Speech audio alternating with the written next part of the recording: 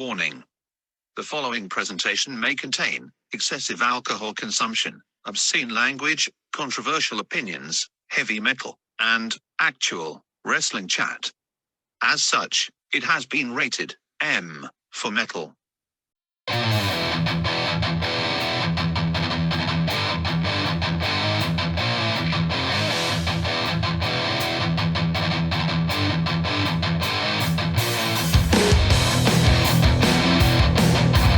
Welcome to the Mosh Pit.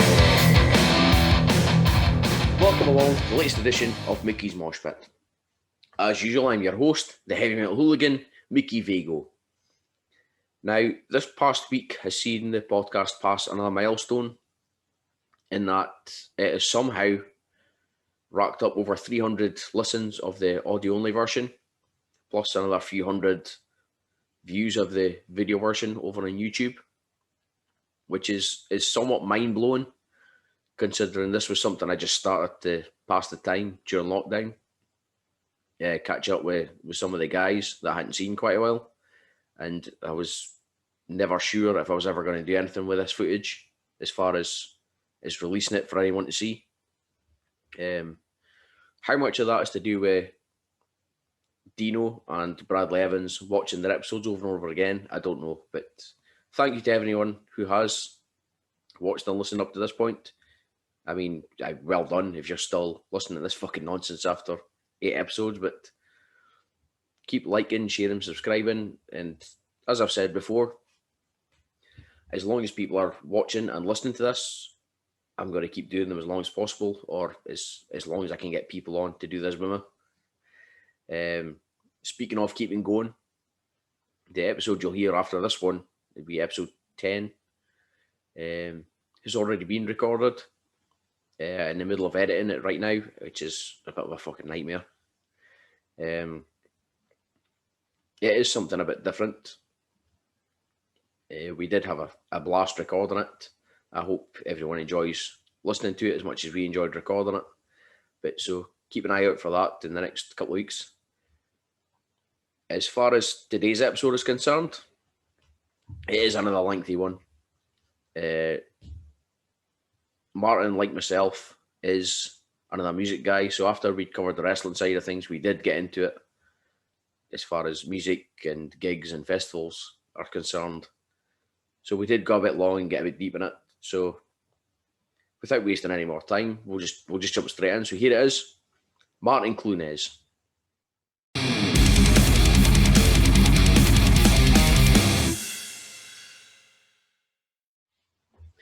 Welcome along to the latest edition of Mickey's Mosh Pit. You're joining me, the host, the WrestleZone Fantasy Premier League runner-up 2021, Mickey Vago.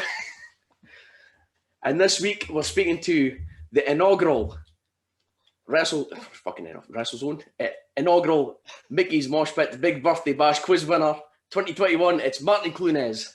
Yeah, you fucked it straight away. Yes, as usual. That's what I like to see. I'd be terrified at the thought of doing this and being a fuck up straight away. Just nailed it. Am I no special? Do I need to get a fuck up? Everybody else gets one. So I mentioned the birthday bash winner. So your life must have changed considerably with that winning that prestigious trophy. I mean, you must be getting mobbed in the streets. It really is. For photos and autographs, and even though there's still technically kind of like semi-lockdown going on, I'm walking down the street and everybody's like, "Oh, have you got a trophy on you?" I'm like, "I've not got a trophy yet." It's like, Vago's still got the trophy. I was like, "No, look, I don't need a trophy. That's sweet. I've got the kudos. The kudos I know and fine that I beat them. That's all that matters. Beating Blue Thunder. I mean, the other two, I was confident of beating. I'm not gonna lie, but beating Thunder is always special because he's a fucking brain box. So yeah, aye, he is. So delighted to have done that. They're just the one of these things for you listen to an album or you listen to a band, you go, okay, I'm gonna check a Wikipedia page out about that album. It's paid off. I was so happy to won. So delighted. Yeah. It annoyed Scotty something funny. You could see the rage in his face. He just wasn't happy with it. I could tell. Thing is, because we'd not had a drink. That final round with the quick fire round, and nobody was getting a chance. I was like, nah. If you see the video, I'm like this. Saxon, Pantera. If it was Iron Maiden, it's like, so I'm like, right, okay. I'm like, right, I'm sitting back thinking, right, okay, I'm pretty sure I've done this now, so I can relax. I'm like, because, you know, like being this for the screen or being that for the screen is like, you know, I'm going to hear it quicker, even though I had headphones in anyway. That's the thing. It's like playing FIFA. If you're getting humped, then you need to lean forward and you get into it a bit more. Aye. Take it seriously. That's the thing. It's like, goes, oh, we're just going to do this quiz. It's going to be a bit of fuck about it. It's like, okay, fine, okay. And then first couple of rounds are like, oh, I'm name a band. Aye, okay, that's fine, okay. And then you're like, got a chance of winning this. It's not fucking about now. All right. And I was raging. I think it was the one. There was one. I think when you did the music round when you were playing the guitar, and it was one I didn't get, and I was like, oh, fucking raging. Just a complete fucking shambles that round. Oh, I was absolutely just like, how did I make that? In fuck's sake!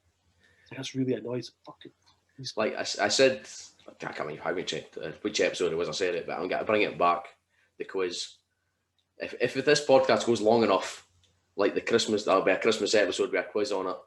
But it'll be pre-recorded, the guitar playing bits, and I'll like screen share it or whatever, so Abdi can hear it. Abdi's got a chance. We'll be able to do it. Hopefully, we'll be able to do it in person. So you'll just take to chuck the amp in your guitar and get Scott to tack his guitar down for his house or something. It's like, look, I'm not driving up and fucking with my guitar and amplifier. Come on, just bring it down to the unit. We'll do it in a unit. Well, funny enough, it was bumped into Scotty on Wednesday. Fucking, I was in Asda and bumped into him and I was speaking about getting fit. I've got some guests lined up for recording or whatever, and forget this long enough and whatever, blah blah. And he says, "Oh, we could date in the academy in the lockup." Like, he's basically like, you know, he's just decided he's turning into a party planner now. So he was the other day, he's like, aye, see if we get a D, right? Once we get back and we can hit it safely, we're going to hit us proper fucking piss up in a unit. I'm like, right, okay, on it. It's like, I don't think we've had a piss up in a unit since that wall's been taken down. No, it wouldn't have been. Because there's obviously only 2 rooms now rather than 3. So it's like, loads of room now. So when I hate to be like, mine, how was it? It was Lord Michael's leaving night. Were you there? I was up when we took her to the bar around the corner. Or was that a Christmas night out? That was... no. Was that the... Oh, I'm not sure now. No, it definitely wasn't. That wasn't the film. I think we did go into the kind of fitty bar. We did go into the fitty bar for a wee bit. Aye, but I think the night that we went down there was a different night. Was that? Aye, but Lord Michael's leaving night was the one for kind of was that down there, and we're on the office. It's like we've got a room. We've got fucking 3 rooms here. One location's got a ring in it. We could just chuck some seats in the ring. But no, we're on this office now, like in a circle, like, hey. Totally it's like we all know everybody likes Michael, so it's like Abdi's got to be there. You know, it was like 25 folk there, like I say, like Scott's missus and Abdi's kind of blondes were there and stuff. It's like totally made a cunt of this if we. It's like right, okay, we'll finish the booze and then we'll go round to the bar because there's loads of room. Aye. Went round to the bar and there was nobody there. It's like, could have been in here anyway. It's like, fuck's sake, goes, it's cheaper. It's like, fucking stop worrying about money. I'd really hate the space. I was like, stop being a grip, just buy drink. It's not that bad. But aye, like you're saying, it should be better than that fucking wall's been taken down. So Scotty's been like, we're gonna have a proper night. He did mention that. Yeah, party in the unit, Ken, before it gets Cal as well. It's like, well, if no restrictions, mine. And it was like, okay, we'll be fine. So it's like, I'm looking forward to that. Just Abdi just getting on it. Being able just to have a good bucket, laugh. Because as much fun as you can have with like D and this sort of stuff, it's not the same, is it? It's not the same as being in person and a group of boys. You can hate 8 or 9 folk on this, but it's just you're sitting and like, oh, hold on, I need to go to the fridge and get myself a drink and stuff. And whereas if you just sit and have a laugh, you can.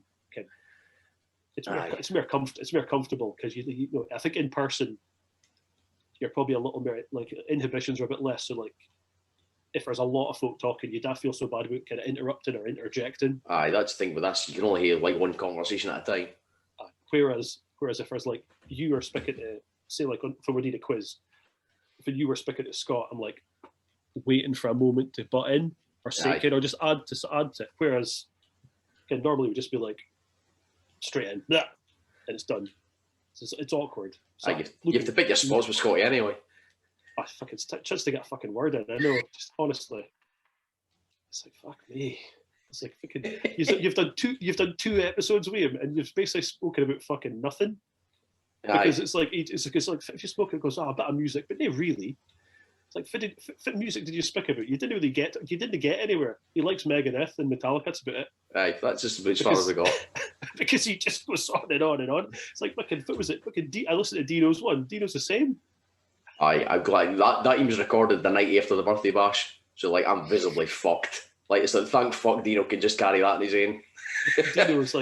Dino's brilliant. I love him. Just like able to like I don't think I've know somebody who can drag out a story. Can that wife? It was like Grandpa Simpson. It's like, oh, it goes, which was the style at the time? It's like, you still tell me, is this the same story? Checking the headphones and stuff. It's like, all right, Dino, okay, cool, nice one, man. Nice one. Like that's the shit he doesn't get across. Like he doesn't get to get that across to the audience. He's genuinely a funny guy. Yeah, like, we see it backstage, but he's an absolute. That's the thing. He's an absolute scream. I know it's like, and he can't be out the controversial, which he reined in for the purposes of the fucking podcast. Which thank fuck, because they might edit it, but if they done if he just went full fucking whore, I was like, nah.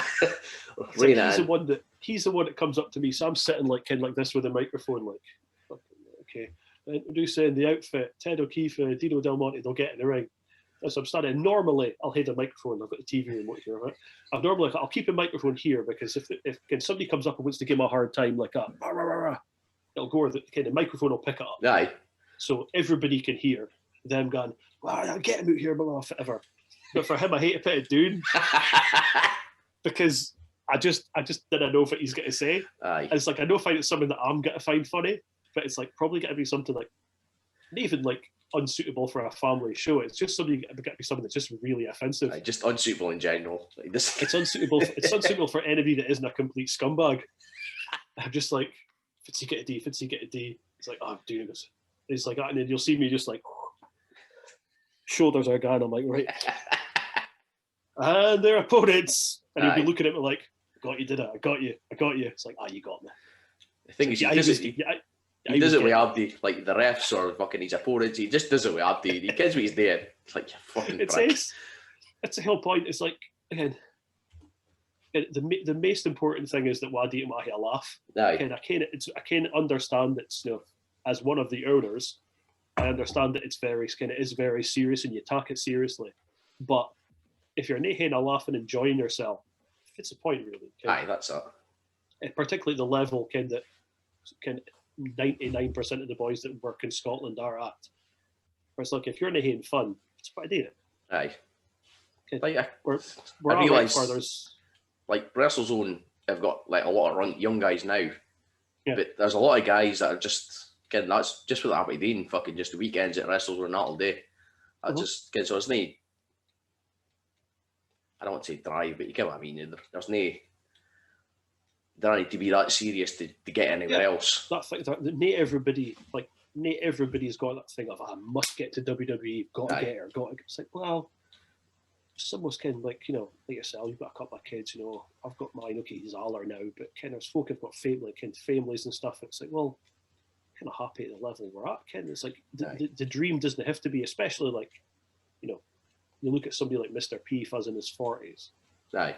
He's happy being teacher and weekend warrior and having a good laugh. Aye. And we've got a lucky thing for the and I can fit 25, 30 boys that are either on shows or part of shows. Aye. Like in terms of like your Lewis's and security boys and things like that, or like Liam with the commentary and things. Or there's like another like add on the boys that are get to be on shows or are switched on enough that they're nearly there. Aye. There's probably 30 boys at least. And okay, we're not like best pals, but Abdi kind of gets on and can take a joke. Aye. Because if you canna, Alan Sterling's get eat you alive. Aye. Well, we were in, like, as we record this, we've been back training for like 3 weeks. My first week back was just this past week, and I was two of the new guys in the night we were in, And I was saying to Garrick, I says, these boys better have a sense of humour or they get lost. Especially anyway us here. Like, it was me, him and Bradley. It's like, nah. If these boys don't get a sense of humour, they're fucked.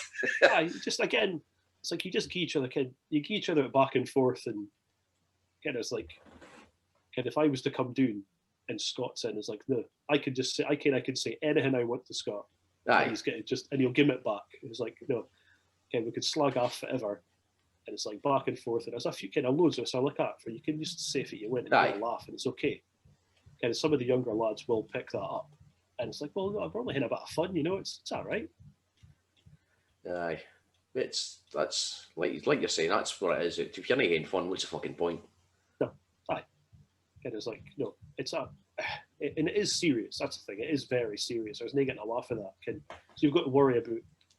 You've got to be switched on, and like particularly you yourself, name me obviously. You hate to worry about like, right, okay, you've got to be sensible. Hate to worry about no hurting folk, Aye, and all that kind of stuff. So you've got to hate that kind of that mindset, but it's still about having a laugh. aye, And so, and that's the one thing. It's like I get to be backstage, kids. So if you user are like giving each other a hard time, it's like, oh man, it's like I can't find they're back there right now. And they're like, I can't find it like Scott, Sterling, and that. They're all like. Just a nonsense.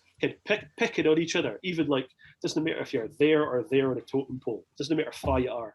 I can't find that. Somebody that's only been on one show so far can like basically say something, and Scott will be like, "Oh right, you think so, do you?" And back and forth, and we get a good laugh about it. And it's like that's what it's about. Aye, but aye, that's what you need. But. Like, we're speaking about backstage or whatever, blah, blah, blah. Like, I don't think I've ever asked you this before. Really. Did you always start as the announcer, or were you in training to start with? Or no, never trained. Always the announcer. No, when they did they used to go to Kirkcaldy for training. Aye. And there was a ring announcer doing there, the boy Kyle. And they were doing. I basically like I was at college with Scott. Like in 2000, 2001. So I knew Scott like years and years ago, and I knew Scott. I knew Scotty, I knew William Sterling, Malice, and Andy Andrews. That was a four, and a few other kind of folk. So I didn't know like Damien or Dickie or any of those folk. I didn't know them back then, but it wasn't until like I was at college with him, and then we kind of lost touch a wee bit. And then they'd been to training and stuff like that, and they were going to be doing the first Aberdeen Anarchy at Harlaw. Aye. And I'd seen it on like that's how long ago it was. I'd seen it on Bebo. I'd seen the poster. Fucking hell. I'd seen it. It's like fucking and I'd sent it to somebody going like, oh, cool. The kind lads are obviously the lads were wanting to get there. Blah blah blah. Brilliant. They're kind of doing this. So I went along with one of my pals, and I'd got speaking back in touch with Scott and William and that. I was yapping away, and they were like, can you come along? I could. And then they went, you'd probably be a decent ring announcer. Like, really? You think so? Yeah, definitely. And no, it's the boy Kyle. Okay, it's not gonna hurt his feelings because he's not involved in it more. But they were like, the boy think Kirkcaldy is not very good. So we're doing the next Aberdeen Anarchy in Aberdeen. Would you do it? Aye. Of course I was. I'm still a wrestling fan. I was a wrestling fan. I still am. Aye. It's like, aye, I'll do it. Aye, cool. So basically did that. And basically because of them just kind of pushing for me. And I did that show. And that was, I want to say like 2009 maybe. I think it was like 2009. The post, we put the poster up on, I think we put a poster up on Twitter and Facebook a while back. Aye. Just to basically be like, check us, what a shape. And it's like, and that was it. And that was when I first met like the rest of the guys. Because again, apart from those four guys, that's all I knew. Aye. And I met like Richard, I met there's Alan,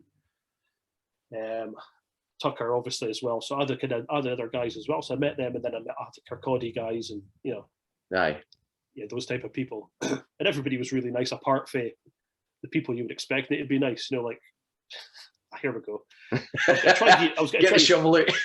Braveheart was it's the truth though, right? I came in, didn't know a thing, but it was like, right, you be nice, and Stuart, obviously Johnny Lyons, because he was still running wrestle at the time, went around. This is Martyn, it's going to be doing a ring announcer tonight, blah, blah, blah. For like, hi, nice to meet you. He was lovely. His wife, Stacey, lovely. Both of them couldn't have been nicer to me. But Braveheart was there, was a wanker to me. Boy Claymore, if I was like doing like the kind of pasty Samoa Joe rip-off. Aye. He was a wanker to me. And Congo Kev was a wanker to me. Straight away, because they were like, this boy's taking over the ring announcing from Kyle. No, like, I don't like him. I'm not really taking over. I've been asked to come here and do it.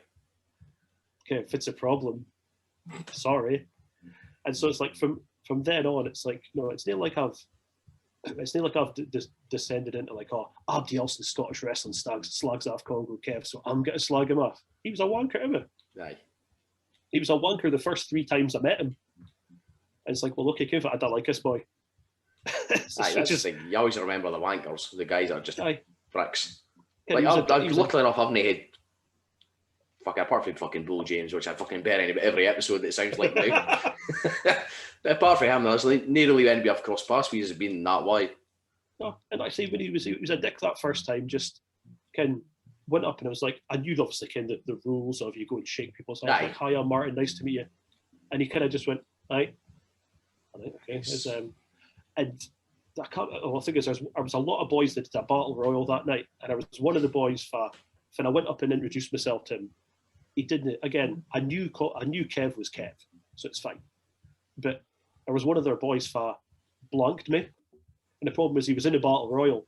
Aye. So when he got chucked out, I didn't have a fucking clue who he was. So when you usually do the kind that William Sterling has been eliminated, okay, Blue Thunder has been eliminated. This boy gets pitched out. And he walks by me and he's looking at me and I'm like, and I just went, I fucking know who I are, mate. You never said hello to me. Aye, that's... It's like, I made me know, I knew who Ace Courageous was, I knew who the Tartan Terror was, I knew who Azzy D was, I knew who the rest of these boys are who I'd never met before. But there was this one boy, if I didn't say hello to me, I tried to introduce the kid. I said, hiya, I'm Martyn, I'm the ring announcer, just to double check, fit your wrestling, blah, blah. Tried it with this boy, hi, I'm Martyn. Off he went. Okay. Aye, that's like one of the things that Scotty says. It's like you need to have respect for everyone, no matter what kind of role they're playing. The show doesn't go ahead and like we have these other boys, so it doesn't matter. Can you're playing fucking Billy fucking Big Legs? It's you need all these boys to run the show in the first place. So just respect for everybody. I didn't know if any of them were. It's like, I say Braveheart was a bit of a wanker. After the show, he said to me, goes, he actually came up, you've told us before, but it's funny, so I'll tell it again, because it's funny. He comes up to me and he's like, you really liked your ring announcing. Do you want to come doing you can come doing and do commentary on our shows? So I'm like, all right, commentary, do you got a TV show like? No. I'm like, you do like live commentary on the shows? Aye. Why?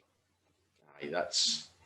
And it's like, I was like, again, it's probably just naivety on my part. For us, like I couldn't get my head around it. It's like, why would you do live commentary on when you're doing shows, particularly like Blair Gowrie?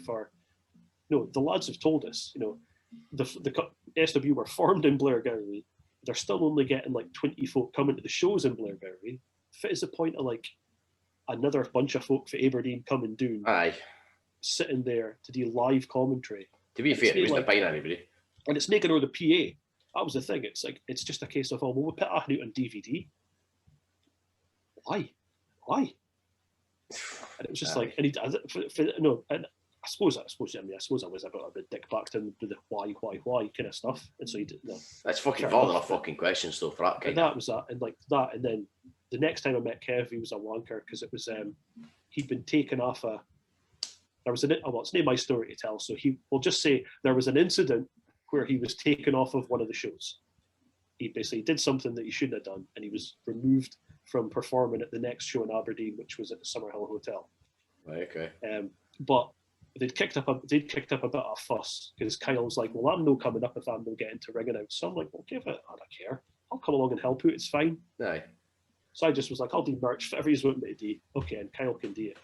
But because Kev had been taken off the show, he was just like hanging about at merch and kind of just basically just being Billy big time. Aye. Where he's like kind of wandering about like I'm the floor manager kind of thing. Where it's like, you're not really. And I mean, but again, I'm like, I've only been to like 3 WrestleZone shows. It's near my place to begin, and I can't remember what it's near my place to go. Wise up, fucking get a grip. But he was there, and he was being a dick, and he was then sitting watching him. He was selling raffle tickets, but he was being and why he was doing it was being a wanker, and he was being cheeky to folk like, I'm too good for this because I'm Congo Kev. And he was wrestling us, and I made kind of much to slag him off because Kenny gets touchy that people like they refer to me by my old gimmick. It's like, well, he was called Congo Kev, so I'm referring to what he was. But then there was a thing for, I can't mind further against, but basically, the folk that were watching back then will remember that Sisto and Handy Andy Andrews used to be like kind of affiliated ever so slightly because basically it was a joke, it was comedy. And they were facing somebody, and I generally can't mind fat ways.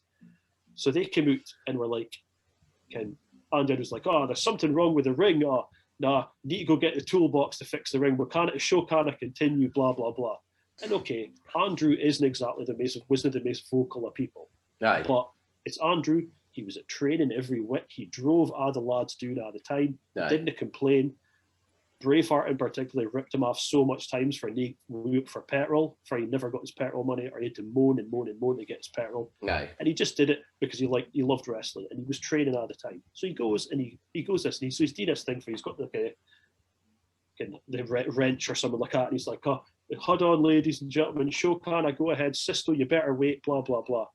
And Kev's standing behind merch, and he's very loudly telling people that he thinks this is shit. Fuck's sake. He's like, this isn't funny. This is no funny. This is shit. This is shit. He needs to get on with it. He needs to get in the ring. And I'm like, and again, I probably should have just went, shut the fuck up with you. But he was being a wanker. And it was like, and I can't remember if I was there. There was somebody else behind the merch at Houston. Aye. He's like, and he just didn't attack it on. He kept doing it. He's like, this is no funny. This is that. And then of course he's like nitpicking but loudly nitpicking. And you came from, like, you've wrestled in Summerhill. It's like there's no room. So if you're behind merch, a church mouse could be behind the merch table and somebody's got to hear them. Aye. And it's like it was unnecessary. It was like, you're being a right fucking wanker. It's like, and that was the point where I was like, David, I didn't like you. I really didn't like you. And it's like, and the thing is, it's like I couldn't find. It's like, kid, if I'm getting a day after this show, I want to tell Scott and Bill everything you did. It's like I have no qualms about going and grassing you up because they don't like you. I came, they don't like you. Aye, this was the final fucking nail. And this was it. It's like, Kev, it's like because you might get a while, like you might have got a while with slagging one of the Kirkcaldy boys, but I'm not letting you slag off Andrew. No way. Aye. Because we all like Andrew. Andrew's great. Andrew is great and was great, loving the bits. It's like, how fucking dare you? It's like, there you go. It's like, fuck you fucking fat prick. It's like you've been taken off a show because you couldn't behave, and so you're basically why you're like showing penance for it is I'm just going to slag off a show, slag off that I didn't like. So it's like Andrew deserves to be on his show. Fuck you, fucking fat prick. Right, that's it. Name our mentions a Congo, Kev. You teased it out of me. You hope you're happy now. You can beat your shovel back in the box now. Fuck him. He's blocked me on Facebook anyway, so I can't even get in touch with him. Aye, I doubt he was listening to this anyway. I don't care. Somebody will tell him. If he is, hi Kev. How's it going? How's it going? How's the weight loss going? Oh, you haven't lost any. Oh, what a shock. He's trying. He's not trying. He's not trying. He's very trying. That's the thing is, he's not trying. Oh, I'm lifting weights, are you? Oh, I can't work out because I've had a snip. You could go for a whack. Well, okay, fat prick. Right, next. Come on, next. Before it's just a sense of like, you've got to me. I can't believe I let you get it to me. Right. No. So yeah, no. So that was it. I'd never had any interest in tucking bumps and training. Anything like that. I was just happy to be like, I was happy to be involved and around it. And then Finn, it was a case of, right, you are the ring announcer. Gun forward. There's no Kyle. There's no this. It's going to be Aberdeen. Is WrestleZone's Aberdeen now. This is your job. Do you want it? Aye. Okay, cool. And that was it, just like gun forward. And it's like, no. And plus, I'm not exactly the most athletic person in the world anyway, so I probably wouldn't have been a very good wrestler. Okay, I wouldn't have. I'm pretty sure it's safe. I wouldn't have stuck it out. I would have got to a point where it's like, maybe I could just do like a music or something, or maybe the filming. And then it's like, no, and I would have probably stumbled into once we start, if no, kind of butterfly effect and stuff, but if we kind of still got into doing bigger shows, I would have maybe stumbled onto commentary or something like that. So I would have definitely still been a ruiner, but there's no way I would have been wrestling, no chance. Aye. But it's funny enough you bring up fucking like me botching at the start. Like, you came up on Facebook the other day about the fucking, was it the Duggan show? Like fucking the Duggan Anarchy. You're on the telly. So nervous. So nervous. The thing is, it's like when I did the thing, obviously I've kind of spoken about it a wee bit before, but like even like Kristen, when we did the thing, like when we're doing the lockdown kind of interview things, we kind of went over it, but I didn't really bring it up because it's embarrassing. I made a total prick of myself. Just so nervous though, because like you're in the room in a Northern. In Northern, you'll know. Anybody that's been there, it's listening to this, you don't find the Northern is very hot. It can be. The show was June the 1st, so it was the Friday. Was it Thursday? Was it Thursday or the Friday? I think it was a Thursday. So it was roasting. So and I only bike down the road for the Northern, so I just wandered up in my suit. I know, right? I could literally, it's 10 minutes up the road. So I wanders up in my suit, ready to go. Okay, look, a bit warm in here, all right. I better go downstairs and get a water or something like that. Okay, let's get a pint of water of ice, please. We're upstairs. You've let us say the room up the whole room upstairs. We're filming. Okay, so the boy Stephen for STV's there, and he's like, "Okay, Martyn, right, what we'll do is we'll get a wee bit with you, but we're going to interview Jim, and we're going to interview Billy first, and we're going to do some stuff in the ring with television's Chris Archer as well." And so it's like, so of course they can interview. I think they did Gunn first, and of course natural talker, charisma just dripping out of the boy, kind of like genuinely just dripping out of him, and he looked $1 million, and he was like kind of arms and that, and kind of shirts up in the air, and he's like, yeah, he goes, and it was something like, what are kind of WWE looking for? He goes, oh well, I'm in my position as WWE, blah blah blah blah. I'm always on the lookout for talent and all this kind of stuff. Okay, and then of course they show a little bit in the ring, and then of course it cuts to Jim Duggan. I was like, probably the most charismatic person I've ever met in my life, because like when we met him on the Thursday for the signing, so it must have been the Friday we filmed it, because on the Thursday for the signing, like he got picked up for the airport, and we did a signing in Old Schoolhouse. And he turns up, and somebody's like, "Oh, here's Duggan. Okay, how you doing? Okay, nice to meet you." Blah blah. Goes, "Oh." And a boy for the Radio Scotland boy turned up, and he's like, "Oh, hi, I'm just here. It's John for Radio Scotland." Oh, okay, you interview. He goes, "Yeah." He goes, "I just need one of them though." And I'm like, "Oh, I'll get you. Is it a preference?" He's like, "Oh, no, it's okay." I goes, "I'll get you Jim. It's okay." So of course Jim's like, "We'll go do it outside because he's not do it at the pub. The pub's kind of noisy. There's people, you can't ask people to be quiet." He goes, "All right." He goes, "We'll just do it outside. Okay, it's the beer garden's outside. Near a lot of folk, and it'll be fine." So then we go, but we didn't go to the beer garden. We go and stand on fucking Little Belmont Street. Little Belmont Street, aye. And so Jim's like, "Yeah." So he goes, "Oh, what are you looking for?" He goes, "Oh, if you could just tell us about how you're looking forward to being in Scotland wrestling." He goes, "Oh yes, I'll just say a little bit." He goes, "Shows on Saturday, Beach Ballroom." Like, "Yeah, Jim, shows on Saturday at the Beach Ballroom." He goes, "Beach Ballroom, Aberdeen." "Okay, no problem." And then the guy goes, "Okay, 3, 2, 1. So I'm here with Hacksaw Jim Duggan, former WWE superstar, who's in Aberdeen for WrestleZone Scotland. Well, I'm here right now, blah, blah, blah." And he just goes into promo like he turned it on. And he did exactly that in the Northern as well. He just turned it on and like with a 2x4 and everything on the TV cameras, and brilliant. And I'm just like, shit myself. Genuinely just like, oh my God, this is going to be so bad. It's like, and then we go to these, and of course they place me facing the windows, so the sun's coming in. So I look like fucking Ray Reardon or something. I look like a corpse because I'm just white. Because obviously I don't live in US, LA or wherever like they bathe. So they're of course like beautiful tans and stuff, and I'm just looking pasty as fuck. I'm like, okay. And it's like, oh yeah, so it goes Martyn, so it goes WrestleZone, so blah blah blah. Here gives a couple of questions, and it's like.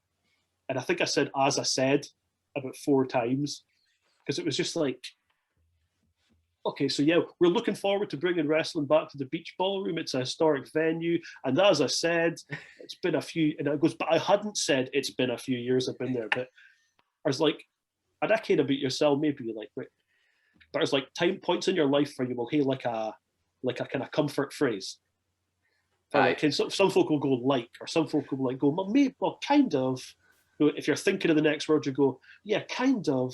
And what at that point, it just happened that my comfort phrase when I was thinking of the next word was, and as I said, it's just like, oh my fucking Christ, right? Okay, and we did it, and I knew it was bad, and I was like, that wasn't great, was it?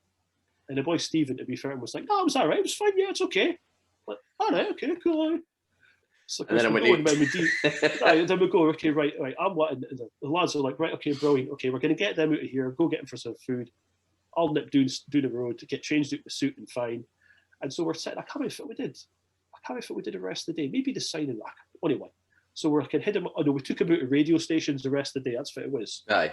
So we took him to North Sound and took him to Original and stuff. And then, of course, I put on Facebook, oh, look at, no, WrestleZone are going to be on STV News or Grumpy News, whatever it was at the time. We're going to be on at 6 o'clock, blah, blah, Ken. This is going to be good. And yours truly's been interviewed. Because, but we weren't in the house at the time. I had a Sky Plus set, or whatever it was at the time. I had the skin ready to record. And I'm like, right, okay. And I just start getting messages. It's like, struggling to get your words out in the news there, why you loon? Oh, fuck. Shit. And it's like I'm getting texts and shit. I'm like, oh no, how bad was it?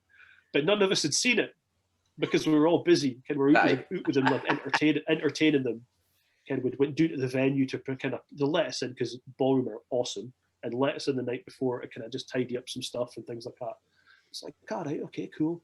And it was until like 11 o'clock at night. I got home and I was like, right, I need to fucking watch this. Oh fuck! This is bad. It's like it's worse than I could have. It's worse than I could have ever imagined. It's like, oh my god! And my missus essentially just goes like, "No, it was okay." It's like, then I lie to him. It goes, "No, it was okay. It was fine." Like, it wasn't though. It's like Abdi's got to be on the case about this. It's like, trust me, I guarantee you, every single one of the lads has got this recorded on their phones. I never get to hear the fucking end of it. So it turns up the next morning because we're getting in really early at the ballroom, gets there and it's just like, were you like dressed as a corpse when you were on the news? Like, no. It was just really bright because they were filmed sideways on the ring and I was filmed facing the windows, facing like Domino's and Willie Hills. And just like, so I'm just like looking really like pale. It's like I'm just terrified, and I didn't hear the balls just go, gosh, maybe fake tan or something. So even since then, and Mrs. I was on the case, was like, "Do you want me to do your fake tan for the ballroom?" I'm like, that's all right.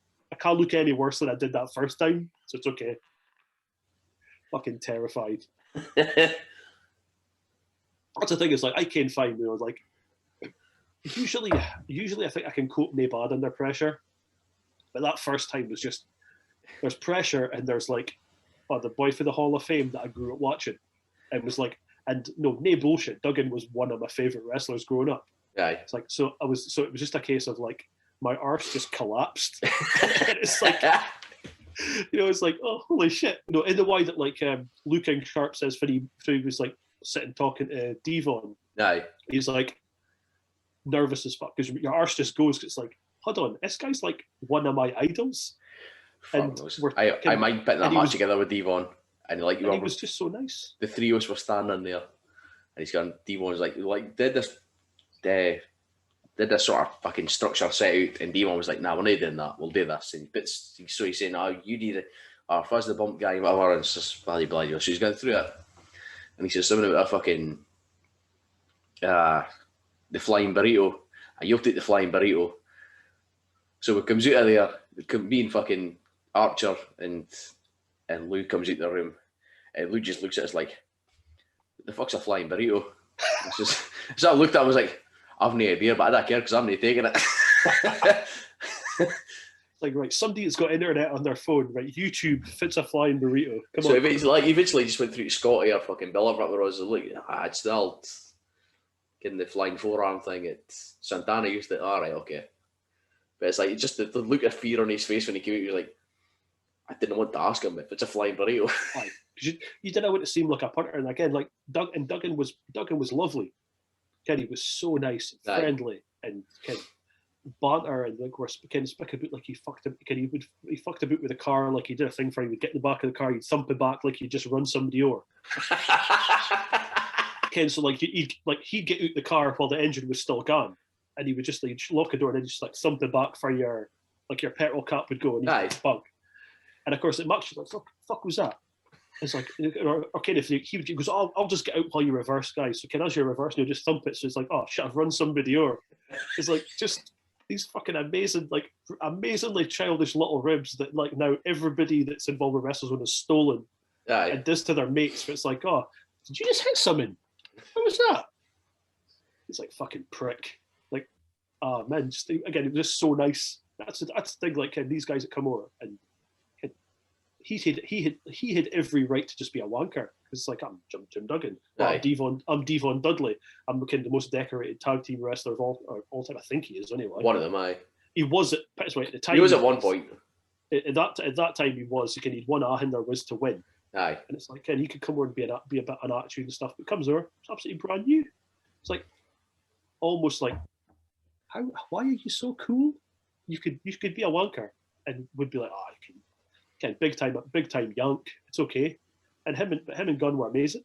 It's like, and you guys are fucking ace. I love you guys.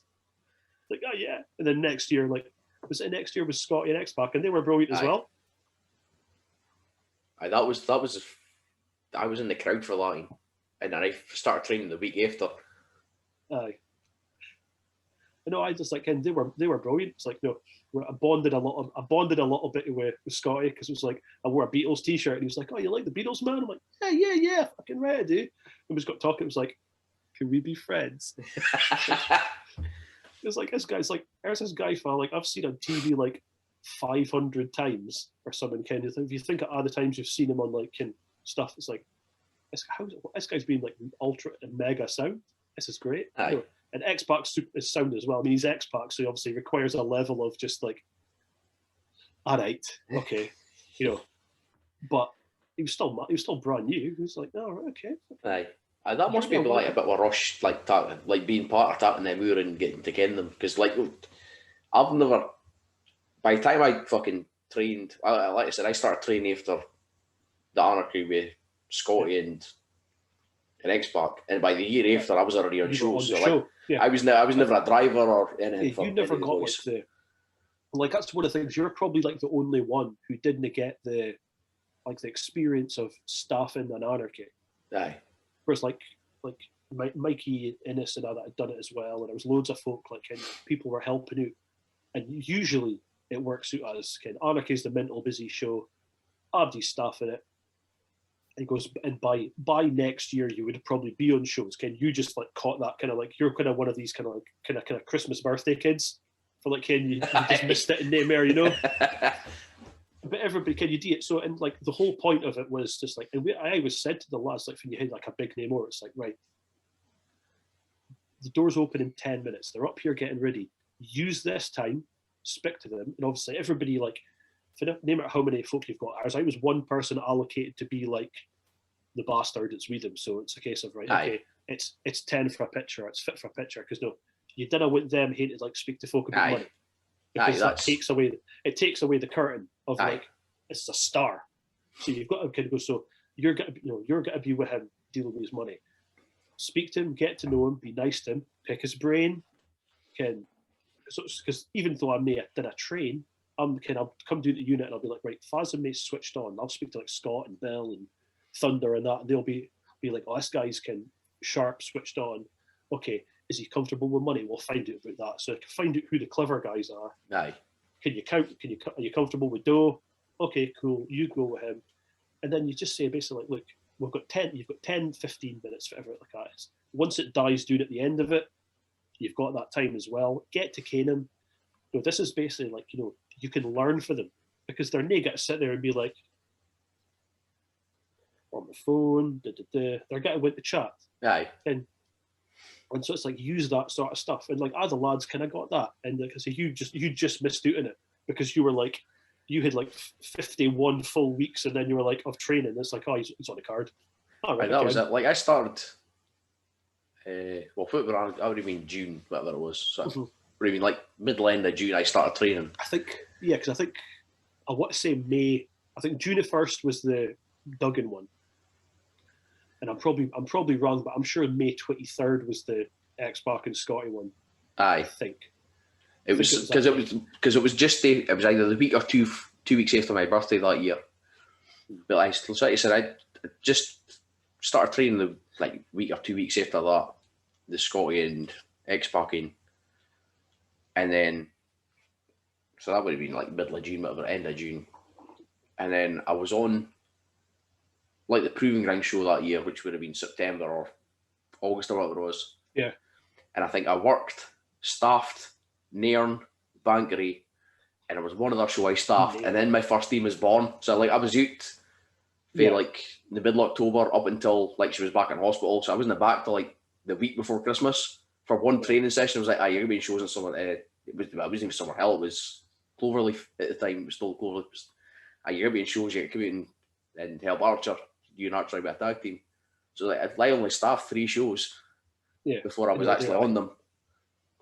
That's how it works. And no, that's the thing. It's like that's a good thing. But these guys, that's part of the reason why. Okay, you obviously bring them in because they're going to be a draw, and the shows will draw. But it is also a case of these guys. You put them in with guys that will get stuff out of them. Aye. So guys like you guys learned from working with Devon. Can when you've got film with Foley and he didn't wrestle, but he was doing stuff with him.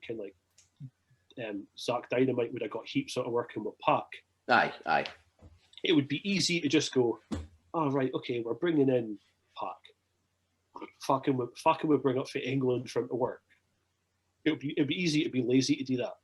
It's like, no, let's bring this boy in and him work our boys, so our boys can learn and get better for working with these guys. If I've wrestled in front of like most of them, pretty much everybody that were brought in has done a WrestleMania.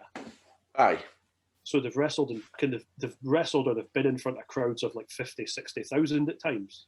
If you think of it that way, that are the boys that have done the big shows, big manias. They've been in front of huge. So I get in front of these boys. So like you guys learning for them, and guys working with like even like Carlito and Masters. Carlito and Masters did the big manias in front of like in stadiums. Aye, they were there for you. They weren't just there for just a couple. They were there for years.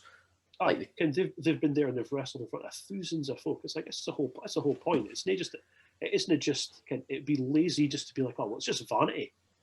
We'll do is we'll bring these guys and Fuzz get the wrestle them. William Sterling and Scotty. At the time, aye. And there's other companies do that. Aye. For it's like, no, the boy fat owns the company, or the boy fat is always the champion. Aye, he's a champion for. He's always, and it's like, Fa you bringing in, I'm bringing this boy. Okay, Fa's working him. Me? Why would I bring in? Because it is like, why would I bring in some boy for somebody else to wrestle? Aye. It's like, well, no. You bring in your head, but bring in, see, like, you can bring up your own boys. It's the best way to do it. That's how you develop new talent and folk get better. Aye, that's WrestleZone. I was being good at that kind of thing. It's like the guys that are like the same guys that have come up through the fucking academy, they've staffed shows, they've been there fucking bursting their ass and training every fucking week. Like, give them the chance to learn for these boys. Yeah. Like you've worked a bunch of imports. Mr. P's worked a bunch of imports, to be fair. Like we've put, he's not an import, but like Grado comes in, Scotty, you could put Scotty in with Grado or Scotty in with William, and they'd have a hoot. Aye. But is it going to mark them? It's not fair to say got to mark them any better. That's maybe the wrong way. But is it going to mark them on a more seem like a star to the crowd? Aye. No. So you put them in with. It's like Fuzzy got a benefit more. Aye. So you put them in a mixed tag with Favre, put them in a mixed tag, a tag match with Fittever or Sailor card. You put Grado in with Allen and get a 3-way with Allen and somebody. Like that was like my third match. I was me, Archer, and Johnny Lyons against the Thunder Buddies and Grado. Like at the time, I was like my third fucking match, and then if you discount the day I worked Union Square, like my 6 fifth or sixth match was against Devon. It's like, your 11 matches at Union Square. aye, That the was whole fucking- fucking that was- day. I was like, That was what a day that was. I think I was like, because obviously I've listened to the other episodes you've done, and I was like, I'd obviously knew that because I was there, so I knew you'd worked like so much of the day, and you were like, oh, I think that was maybe the first or second time I'd met you, and it was like, oh, this is shoot name, this is blah blah blah, Mickey Vago, nearly said it, and it's like, right, okay, goes, oh, he's going to be on shows, this is the thing, okay, all right, okay, cool, but he goes, we've got him working loads a day because he's obviously new, needs experience. All right, okay. And for the say working loads, I'm like, right, we've got 3 or 4 matches. 14 matches on the card. I'm like, right, okay. And so it's like, all right, so he's second in Archer, then he's wrestling. Then he's second in Sean Johnson, then he's wrestling. Then he's wrestling. Then it's him and Scott against blah, blah, blah, or whatever. It's like, fucking hell, Vegas is fucking in for it a day. It's like, I think there was only 1 or 2 matches that whole day I wasn't involved in it, so either wrestling or accompanying Archer. It was just like, I did the kid. It was like, is it a rib, or is it just this thing of, well, he's new, he's new, so he's obviously very green and needs experience. And here's experience in front of a crowd. It's like most of them didn't really care, so they're going to be quite forgiving. And nobody's going to begin at like, God forbid someone went wrong. Nobody's going to begin like, oh, you fucked up, chicken, fucking biker boy with his denims, what a fucking state or something. Nobody's going to do that. They care in the kids. So it's like, all right, it goes, and then it's just like, fucking hell. It's like Vago's really fucking proved himself today, did he? We his 11 matches. It's like, okay, that was, I mean, the thing is, that was back when Union Square was like, because it's a learning curve, and like that's when we didn't really care what we were doing. So we'd get down there and we'd be set up at like 1:30. You used to hate to set up before 9. Aye. And so we'd set up at like at 8:30, and we're like, well, shop's open at 9, so we'll do a match at 9. It's like, there's nobody fucking there. So it's like, we could do there. It's like, oh, it's like, and there's nobody watching, and we're doing matches. It's like, if it, see next time, we'll just start doing matches about 10:30. We'll do 10:30 till 4, as opposed to doing matches from 9 till 5. And I think the year that you did that, like 11 matches, was the last year for it. It was like, right, we'll just do we'll do loads of matches. We'll give you like all this stuff away for free. Aye. Like, you know, we'll win a game like, you know, Scotty against Aspen or in really big matches, but we'll give him something. And it was just like, we'll just keep content, because like it's like, nobody's watching. It was just so funny. It's like, fit with Dean, genuinely fit with Dean. Nobody cares. Folk are passing. We sell a bit of merch, and we sold. And in fairness, we did sell a fair few Anarchy tickets, because there was folk where the kids were like, oh, I didn't know there was wrestling in Aberdeen. This is brilliant. Okay, here's a fun tickets. Okay, so we shifted a bunch of tickets, to be fair, but it was just like, why are we doing a match at 9 o'clock in the morning? And the shops open at 9. This is just stupid. And nobody's watching. It's still Carl, because that bit obviously is like an alcove, so the sun doesn't come the sun up. doesn't hit it till The sun doesn't hit it till like 11 o'clock, and so it's freezing. It's like, it's like you send it like Sean Johnson and Malice first or something, and they're just like, nobody watching. It's like, I feel bad for them. It's a shame. It's like, fuck's sake. Aye. It's, like, that's, apart from the social thing, that's what I've said. Like, the galas is one thing I've missed probably most. Yeah, I mean, I don't think we will, unfortunately, but I hope we could get a gala in this year. Aye. I can't see anybody pitting on him. I don't think anybody's getting pit on him. Oh, that's a problem. Like, a few folk that have run the galas, I think, have been in touch and just says, "Oh, we're not on this year." Okay? Aye. So, like, the folk usually, I think the old Meldrum Games has been cancelled, if I mind right. Maybe I'm mixing it up with I something wouldn't else. surprise me. It's either the old Meldrum or the Stonehaven. I think one of them has been cancelled, and I think Cove are doing their gala day. So that's two that I was good for getting. I was good for getting. Aye. How many else? There's a few other ones. It's like, if we could like squeeze in one in maybe in August. It's like, can you kind of hope that maybe like just the tail end of summer, and the Cove folk or somebody will be like, we're going to do it. We're going to just do it in August. It's fine, because hopefully, no, but I don't think they will, because I think we'll still be distancing by then. So I think we're going to miss it. It was bad because last weekend the missus was like, oh, we're going to do something. Aye, okay. So we went out to Bankery, and obviously I mean, so the mere mention of Banbury obviously like puts the fear of God into most of the guys that are postered there. Because it's the worst, apart from Banbury and West Hill are the two worst tunes for postering. Because nobody talks. They don't attack.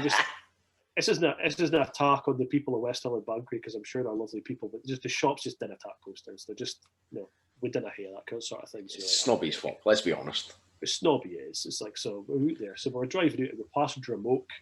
And I'm just like, oh, fuck. How good was that fucking Dramoke Gala? And it's like, I was like banging on, just like burning the missus ear, but fucking Dramoke Gala was great. It was so warm and it was blah, blah. And Martyn was refereeing and he ripped his trousers because his trousers were too tight.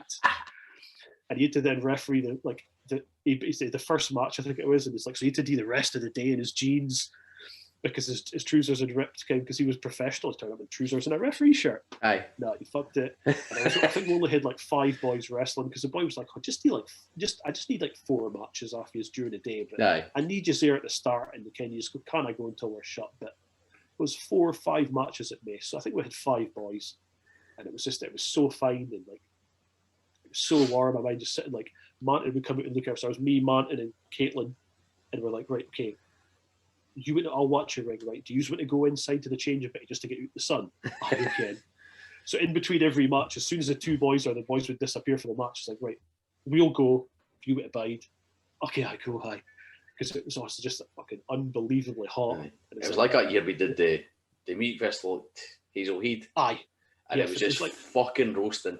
Because that was the day we did the music festival, and we did the Cove Gala the same day. And I was like, well, I wouldn't do the music festival. It's like, why? Because Primal Scream were playing. Primal Scream were playing. Primal Scream and the Complete Stone Roses are playing, and also my mate has got works for the Aberdeen FC Community Trust. He's got a stall there, so we're planning. Finahan wraps up. Basically, we're just going to fucking ditch Ahan in a tent and then go watch your bands. Okay, cool. And it was like, are you sure? I am sure. So it's happening. So it's like, I'm doing a music festival, and it just turned out, it was so warm. It's like, fuck me, dying, help me. Because I think me and Crusher that match, and we just brawled to that. That was a tent. It was doing kids' entertainment, all there was. Put shoes in hand, but it was in a tent. And me and Crusher just fucking brawled over there just to get some shade. That's the thing, because absolutely, like the year before, the first year we did it, it absolutely pissed down. Aye. And then the next year, it was like the best day of the year, and we got there again super early in the morning. And I turned up in jeans. Well, I turned up in jeans and stuff, getting ready to go, thinking it's going to be a shite day. And it's fine. It was like, oh, fuck's sake. So I mind getting Archer. Was it Archer? Or was me? I thought it was me, Archer, somebody else, and the boy, and Kev Gordon. Oh, aye. And it was like, and it was, I can't mind far with the driver. Was one of them was the driver. One of Archer and Kev were the drivers. Like, right, okay. Archer, would you mind running me down the house so I can change into my shorts? I did by that. Yeah, I'll do that. And Kev, he was like, oh, well, can I come as well? And I could nip into mine and get my shorts on as well. I'm just on the way back up here. All right, okay. And Favre, the other boy was I think was it Chester maybe, or was it Martyn? Can't mind. And he was saying, oh, well, it would have been Chester. Chester would have been shorts anyway. Yeah, so it must have been Martyn. I think it was Martyn. He was like, well, Martin's is just like off of the McHoolie bit, so mine's isn't that far there, so maybe I could do the same as well. And of course, Archer's too nice to go, fuck it, wait a minute here. It's like, okay, so of course, it's like, drop 3 folk at Houston, and it's like, Archer, on the way back, if we're getting these, we're going to go to Tesco on the long strap because we're going to buy heaps of water for boys. Because look at the day, we're getting heaps of water. I'm wetting sun cream because look, need sun cream. And basically, we're going to need stuff. Because also, we'll get a bit of drink as well because there's obviously stuff on. Okay, we'll manage to do this mental long roundabout tour. Gets back and it's like, still nothing started. No. It started. It's like, because just the way it is, it's like they were running late again. Aye. Someone had been fuck that. And the thing is, the second year was like, it was like almost organised perfectly. And just, it's like, I was in the morning, I think morning, someone goes wrong for like, there'll be another half an hour. All right, okay, no bother. Oh, was it the first year did they send the toilets to Duffy Park instead?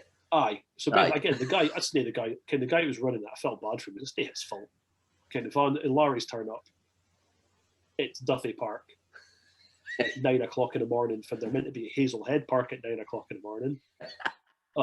okay, and okay, technically it's only up a drive.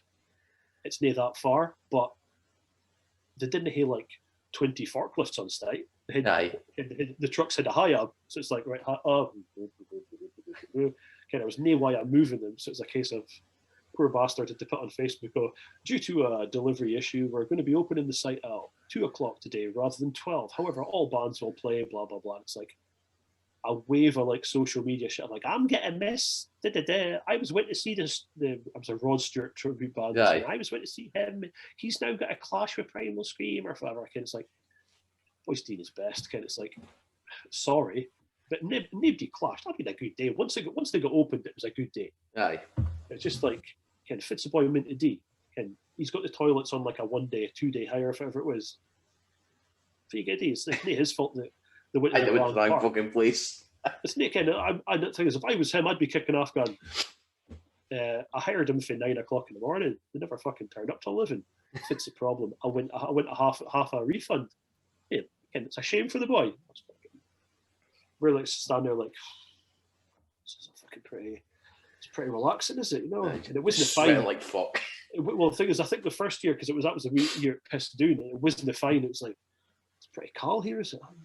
So at least we had the barriers that year as well. So it's like, it's okay, right? Fine. If we get a D, so I'll just go sit in a tent. Because then, of course, because that was the year that there was that one show that day. Abdi went to work it. So there was like 25 boys in the tent, and like, let's go stand in the fucking rain, will I? Like, I went to come to the music festival. Abdi wants to come to the music festival, did it? If we're D in the bloody some other gala in the middle of Nayway, he'd have fancy that. Nobody's interested. Nobody wants to do that, but suddenly it's like, I get to see Primal Scream for free. It's like, it's fucking aye. We're really fucking noted for next year. Start talking a tally of if you did a D Duffy Park, you can't do the music festival. That's a fucking rule next year. Duffy Park was a fucking blasting off, though. That's the thing. Fucking getting changed to the fucking Johnny's fucking back room. Duffy Park's brilliant. I mean, again, for the rain bites off, Duffy Park's ace because just folk turn up with kids, and that's the thing I love. Love galas. Folk turn up with kids that are like have obviously can't fit wrestling is, but maybe have never been because the amount of people that still didn't know that there's wrestling in Aberdeen. And it's like, well, understand why that is. Okay, that's fair enough. So they turn up with the kids. It's like, oh my god, there's two boys and they're fighting, and oh my god, there's a big ring there, and this guy and that guy's got a mask, and this guy. Hold on a minute, that guy probably Archer did a moonsault onto the flea. A gala, that sounds about right. It's like Archer's like, well, you can sense Archer's like, you can see him when he comes out, you can see him like Ken stumping his feet, testing the ground. He's like, it's rained a bit. I'll be all right, okay. And did a moonsault to the floor again, are you, Archer? Well, I'm thinking about it. It's just he just want to be dull. It's like, I'm going to take it easy today. Next thing he's starting clotheslines in the fucking the concrete. It's like, what are you doing? Just isn't listen for the very start. It's just like he gets excited. He does what he wants to do.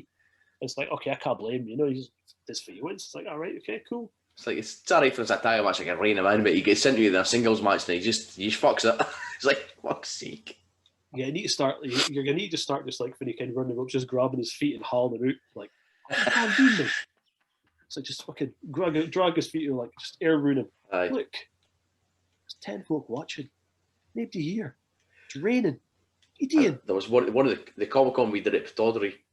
Like it was your 2 days, and I was there the first day. So it was like we was at training like the week before. It's like, I've got to take it easy. I'm feeling my back and my knees and whatever.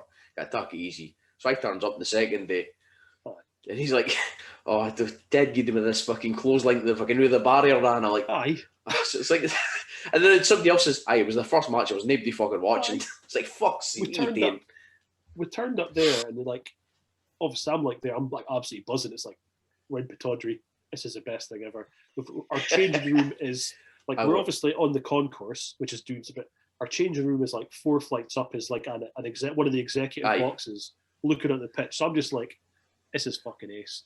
Fa says that you can't have fun with wrestling. Like, look at this. I'm like, no. Basically, like I've got my pass. There's a pitch. I'm in Pataudry. How good is this? And then we're like in the matches and stuff like that. And it's like, Archer, all right. So he's fucking about with the barriers. Him and Ted. For God's sake. It's like, there's nobody here. Calm down. It's like, oh, it's fine. It's like, You just so I got excited. you just want to be fucking tilt. It's like, That was really good fun, that one as well. Again, it's like being in Pittodrie as well was great. I did the second day. The second day wasn't as busy. I think that, you know, the folk that were running it, in fairness to them, you know, like when they did one day, I was mobbed like chock a block. So that it was a natural thing to go, well, we'll just do 2 days. aye, but then everybody turns up on the first day. But the problem was, I think that a lot of the cosplay folk, like, are that with it, like you go to these comic cons in Manchester, Birmingham, Glasgow, Edinburgh, blah blah blah. You come up on a Friday night, you bide, you do your cosplay thing on that day, and then you probably get a last train home. Aye, Because your name went to hire 2 nights in a hotel, 2 nights in a trip, kind whatever travel and stuff like that, like in like extra travel and stuff. So it's like, all right, okay, and so they didn't abide for the Sunday, and so then they were like offering cheaper tickets for the Sunday. And it did get a bit busier, but it was just a case of like, well, we'll just do less matches, but it was still a good laugh. And obviously, I mean, the most important thing with that day was you stole the Mr. T figure, you prick. he was there the whole day, and you, it's like I can't just leave him there. But I was hungover. I was like, oh, do I want it? I can't. Oh, I'm really hungover because it was the night of the Champions League final, the Saturday night. So it was just like, I'd left like just as the last match we did on a Saturday. I was like, right, I need to go. I'm meeting the lads in Toon, and we're going to watching the game out in Fever, and I think it was out in Kintore. We watched it, so it was like, Aye. And it's like, so Real Madrid beat Liverpool. So of course Liverpool lost, so I had a couple more. And then it was like, we're back in Toon. Well, I might as well bide out then. And it's like, well, I'm still doing a Comic Con in the morning. Aye, because well, I mean, I'm only 10, 15 minutes for Pittodrie anyway. So Aye. it's like, I'll be there in time. Before we start, I'll be there. So it's like, we'll just get wrecked anyway. It's like, when doing the next day, and it's just like, oh, I'm fucking dying. This is really bad. I'm going to die. And then, because it wasn't busy, it just made it feel worse. It just brings on your hangover because you're like, oh, I wish I was more folk here. Oh, because at least I'd be folk to speak to. You could like because your mind can, you just clear your mind once. It's like, hey, how you doing? You enjoying the wrestling? As little kids, you could be like, hey, how you doing? Oh, okay. Who's your favorite wrestler? I know, John Cena or something like that, and you could hear a bit of banter with him. Aye. Because it was quiet up until up for the first couple of hours. It was like, fuck this. I just want to die. Because I think we did. Was it this? No, it must have been a Saturday. We did a Q&A. The Q&A was good because obviously. Aye, that was because that was the day I wasn't there. So it must have been. The Q&A is good because it's like funny because you've got to be like really kind of like professional, or something. Like you kind of give anybody real answers. Aye. So some of the folk that come, some of the regular kind of punters that come along and they're like asking like questions. It's like, I wish I could tell you the truth. I really do. who's like the best? Who the best and worst imports that you've ever brought in? It's like, I wish I could tell you that, but I can't bury them in front of like strangers because it's for the Comic Con. They're filming this. The last thing I need is for them to find out that this guy's a wanker. It's like I can't say. So, hopefully the Comic Con comes back. I mean, obviously it's not going to be at the hotel because it's not there anymore. It's been demolished now. It's going to be student flats or some shit. So hopefully they find a new venue and they get it back on because Comic Con's great. That's a good day. Aye. I always enjoyed that. But I like you're saying about the fucking Mr. T figure. That's entirely on you. You left him there the whole day. It's like, and you made the mistake of telling the other fucking biggest A-Team fan there was a fucking VA figure sitting there saying, nah, you fucked it. It's just because I think was it the year, I think it was the year before.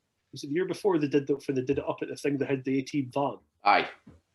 So it's like, of course, we're all like, is the A-Team van open yet? Is it open yet? We're all like, is the boy here? Is he? Where is he? Is he okay? Right. Before we start, I'll put my photo in it. Okay, you put your photo now. So it's like 10 of us are queuing to be like, it's fucking A-Team van. Because I might not. It was the same year it wasn't the fucking the Duke's Hazard. It was the fucking Starsky and Hutch, the Gran Torino was Yes, I did that. there. Yeah. And Archer was on about that. It's like, fuck your Gran Torino. The fucking 18 van sitting there. Get fucked. Like, Mr. T's van is right there. It's like fucking Mr. T sat in that van. Well, probably nay, obviously, but it's like, it's as close as I'm going to get at this point. Like, it's Mr. T. It's like, I could like, look, it's Mr. T. This is ace. It's like the best thing ever. It's like, oh, okay. Like, come on, Archer. You're better than this. Fucking Starsky and Hutch. Come on. Nay for me. Yeah. It's like, that's the age difference where you see it's like, you're name pressed by the GMC custom van, you know? No. Okay, right now. Like that was my two things when I was a kid. It was the Ghostbusters and the A-Team. I was fucking all over it. A-Team was the thing for me, where it was just like, loved the A-Team, absolutely loved it. Hid the figures, hid like Hannibal's boat that you never saw in the TV show. Never saw the TV show. But they released a boat that Hannibal Smith was like in he'd like a boiler suit for it. He was figured a boiler suit in his boat. I'm like, all right, okay. It's like, and you know, I assume I asked for it because I got it. It was only because, like, obviously, BA had the van and Face had his Corvette and Murdoch had his helicopter. I was like, well, if it's handy, I'll give him a boat. That'll do. A boat. So I didn't have any like the bigger versions of the other stuff. It was just like this boat that was like a size like an A4 bit of paper. This is really weird. It's like I've never seen Hannibal Smith on a boat, but if you say he's got a boat, he's got a boat. I'm not gonna argue with you. Aye. No, for me that was the one thing. It was A-Team. Just that was me. Just the why. Like I've never. I hope Scott is listening to this because I've never really been a big Ghostbusters guy. Like I like the first film. I like Ghostbusters, and it's funny. I mean, it's got Bill Murray, it's got Aykroyd, and that in it. It's like obviously Moranis as well. So it is funny. But I was never like a huge like, oh, I love Ghostbusters, I worship it. Aye. And it's just like, it's all right, you know, it's good, yeah. But it didn't grab me the way there's loads of folk. It was like, that's good, just like, no, but it's 18. Like, BA would kick their fucking arse. That was me, the fucking Ghostbusters and the A-Team. I was fucking all over it. Like you mentioned, the toys and that, like last year, I bought like the 18 van again, like the wee fucking the figures. I didn't get Hannibal's boat right enough, but I bought them, and I was looking at. I used to have this thing when I was a kid. It was like a playhouse thing. Like it was in the shape of the van. It was like plastic poles, and it was covered with tarpaulin. So like the front window was like it was BA sitting on one side, and you could sit on the other side, and it looked like you were in the van. I've never heard of this. Oh, it's fucking tremendous! And I looked for like a bigger version of one of those like little kit car, kind of like toy cars you get for kids, like one of them, so you can sit in it. It was like a tent basically. Aye. Oh, and it was like it was a side door. Like if I'm sure I can't remember, was it Murdoch or Hannibal was in like the side of the van with a fucking gun or whatever. But like I said, it was like the front window was cut out, and it was like VA was on one side, and you could sit on the other side. It looked like you were in the van. And I looked on eBay for it recently, and it's like a boxed version or whatever, and it was like £700. I'm like, fuck. Like I don't even know what it looks like, but I want one. Like I'm sure there's a picture of it somewhere. I'll see if I can dig it out and send it to you. But aye, there's a bunch of stuff like that. It's just like you look and go, "Kiff it." It's like, I wish I had that. Like you look back at like toys and stuff like that back then. It's like, okay, now was quite. Ken, when I was little, we weren't loaded, but Ken, it was like I was lucky that I got some stuff. Ken, I certainly wasn't spoiled, and I wasn't like, oh well, we can't afford that ever. Ken, it was like, you know, get pocket money, save up. You you save up, and like, you know, if you save enough, like or like a month, you could be enough for a wrestling figure or an A-Team figure or whatever. And so it was like stuff like that. So like it was just kind of stuff like that, but there's a lot of stuff where it was like, I wish I'd bought. Like you look back now and you go, I mind for the All Argos book, for they used to have like a suitcase. It was like a James Bond suitcase, and you would open and you had the Walther PPK, and you had this, and you had the kind of weird toys, and you had the weird like little like what's it called, binoculars and stuff like that. It's like looking back at it, I wish I'd got that because I'm despite the fact that I wasn't a toy collectible guy.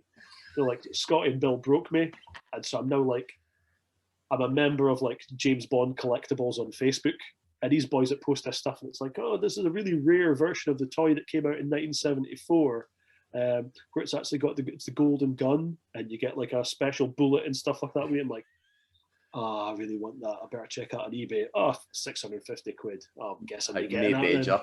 Okay, no bother. But so like things like that, I might not like stuff that was in like the Argos book, and you go back and you go, oh, okay, it's like I got wrestling figures. I had the wrestling ring. Aye. I had the WCW wrestling ring as well. That was the one I had. I was lucky enough to have both, and you know, it was like obviously I had like Hasbro's and stuff, but it's like, oh, I wish I'd bought that James Bond stuff. I wish I'd bought this, or I wish I'd kept my He-Man figures or the Thundercats figures and stuff, or I had Snake Mountain, I had Castle Grayskull, that's it. I wish I'd kept both of them. Like obviously Snake Mountain had the microphone in the snake thing. Wish I'd kept it, but it's one of those things like, no, I don't play with toys anymore. I'll get rid of them, because who would have thought that 20 years later, collectibles was going to be a thing? Aye, that's the thing. You're not thinking about it when you were a kid. Because like now people go, like, you look back at stupid stuff like like the BBC wiped loads of tapes in the 60s and 70s. Aye. So like there's like I love Dad's Army, for example, right? There's episodes of Dad's Army for series 2 that just aren't there anymore because they wiped the tapes. And I think it's only because Bob Monkhouse had taped some of them that they're available. So the box set, the box set you get is like series 2 is like really poor quality versions of, and there's only like 4 episodes available for series 2 or something like that, because I think it was Bob Monkhouse taped it because he had like 3 video recorders in his house. He was like one of the first people in the UK to have a video recorder, recorded it, because the BBC were just like, nobody's getting, there's no rewatchable value in this. Aye. The film's expensive, which is why, like, you know, there's fucking Rolling Stones, The Who, The Beatles, Small Faces, The Kinks were on Top of the Pops. It's no footage. Why? Because they're fucking recorded over it. Because nobody realised that in 20 years' time would be like, oh, I'd really like to see that again. Why would you want to watch it again? Aye. No. Or I was thought like, we could put this on like fucking like DVDs or videos were nothing at that time. It was like fucking watch this at home. There was nobody had the kind of process in their house of being able to watch films with sound in your house. You can watch like 8mm tapes and stuff, and it's the same with that, and it's the same with toys and stuff like that. Nobody's got to go, oh well, there's got to be these events like in the 2000s. There's got to be these events that start up, right? And all folk for TV shows are going to be there, and you can pay to meet them and sign stuff. But there's also got to be like the all toys as well, and you can buy them, and they're going to mark new versions of the all toys, and they're going to be even more expensive. If you'd said that to somebody in 1985, again at the height of like like Ghostbusters, A-Team, Back to the Future, Mask, all these things that had heaps of figures, they would have laughed at you and went, fuck off. But only now it's like, I didn't realise that I wish I'd kept all this stuff. Aye, the folk that have got this shit still sitting in the loft, I just worth a fucking shit ton of money. These folk, it's like, oh, well, I didn't know. It's not even just like the rich kids, because like some folk that maybe buy it and like, oh, I didn't open it. I didn't open it. It's, oh, well, I bought like Egon Spengler, but I didn't open it. Why? So I just wanted to keep it like that. Did they play with it? No, I just wanted to keep it like that. It's like, fair play, okay. Well, fair play, because no, you didn't play with it. So if you've lost during your childhood is now worth like 950 quid. Right, yeah, it's sold. Oh, okay, fine, okay. How many Egon Spenglers have you got? 6. Oh, okay. Straight on eBay. It's like, oh, you do them all. I guess you and your missus are going to Bermuda for your holiday this year. Oh, well, me and Rachel are going to Blackpool because I don't have any fucking toys left. Like, they're all fucking well played with and worth fucking pennies. Aye, they're worth the hen out. I've still got some of the Star Wars ones, but they're all well used. It's like kind of noses are all like burnt up. Aye. Nae burnt off, just like bashed off and stuff. It's like like accessories, so there's no lightsabers, no guns, nothing like that. It's like it's just the figures. My brother was bad for just biting the nose off a figure, so like we've a heap of fucking wrestling figures from this kid, just no noses on them. I don't know why he did it. Just, every figure we had just like has no nose on it. It's like fuck. It's like, so that's what happens when you bash him because like, oh, nobody moves. It's like, oh, the catchy tell no, his nose is on. Macho Man's nose is gone again. Or we used to have okay. it wasn't G.I. Joe. It was like the equivalent thing we had out here was probably the fucking God. Was that Musk? That'll have been Musk. I was another one I had for a like kid. Cars. Like an art. They're essentially just G.I. Joes, but like you played with them last long, the O-ring figures, so they just legs went wobbly as fuck and they couldn't stand up anymore. They're like an elastic one would snapped in the middle of them. You had to get him. Fucking one's been elastic. Yeah, what the fuck was that about? Just fucking wobbly legs. It's like, so you had to like take him off and then you had to get your dad to glue him back on. But then if you glue him back on, they kind of then sit in a van or sit on a bike because you kind of bend the legs forward in there. So you can put them on a bike, but they've got to stand on a bike. It's like, fuck's sake. Like, can you just fix the elastic? No. First world problems. It's like, but I want my Hannibal Smith or whatever figure. I want him to be able to stand up. Shouldn't have fucking broke him in, should you? It's not really understanding thing to say. An 8-year-old, is it? Sorry. Nay in the vein of broken things, but I mean, like we were big, like the realist, like Action Man when we were kids. So we had fucking Action Man and like G.I. Joe's was the other thing. The bigger range. It was the same size as Action Man. So we had all that. So I was me and a bunch of pals were outside playing fucking Kevin Wagon were fucking Action Men with their guns in hand. And the boy across the road for us come out with his Action Man, but he dressed it up with his little sister's like Barbie Ken plays. So this like Hawaiian shirt and like Bermuda shorts on and like it's Action Man's Hawaii's holidays. Looking at his sandals. It's like Action Man at the start of Predator. It's like is he just off the helicopter? Is he ready to go? It's like, has he got a cigar to go with? Like you just got buried for it. I was like, what the fuck are you doing? Like just why are you playing with your sister? Why are you playing with your sister's dolls, eh? It was back at the peak of boys didn't play with Barbies. That was like you said, it was like the Bermuda fucking shirt and the fucking shorts on. He's with the fucking like the pink Barbie car. He's like, why is he fucking holidays? He's on fucking leave. He's taking Cindy's car for a holiday. Oh, right, okay, fine. Okay. Nay for me to judge.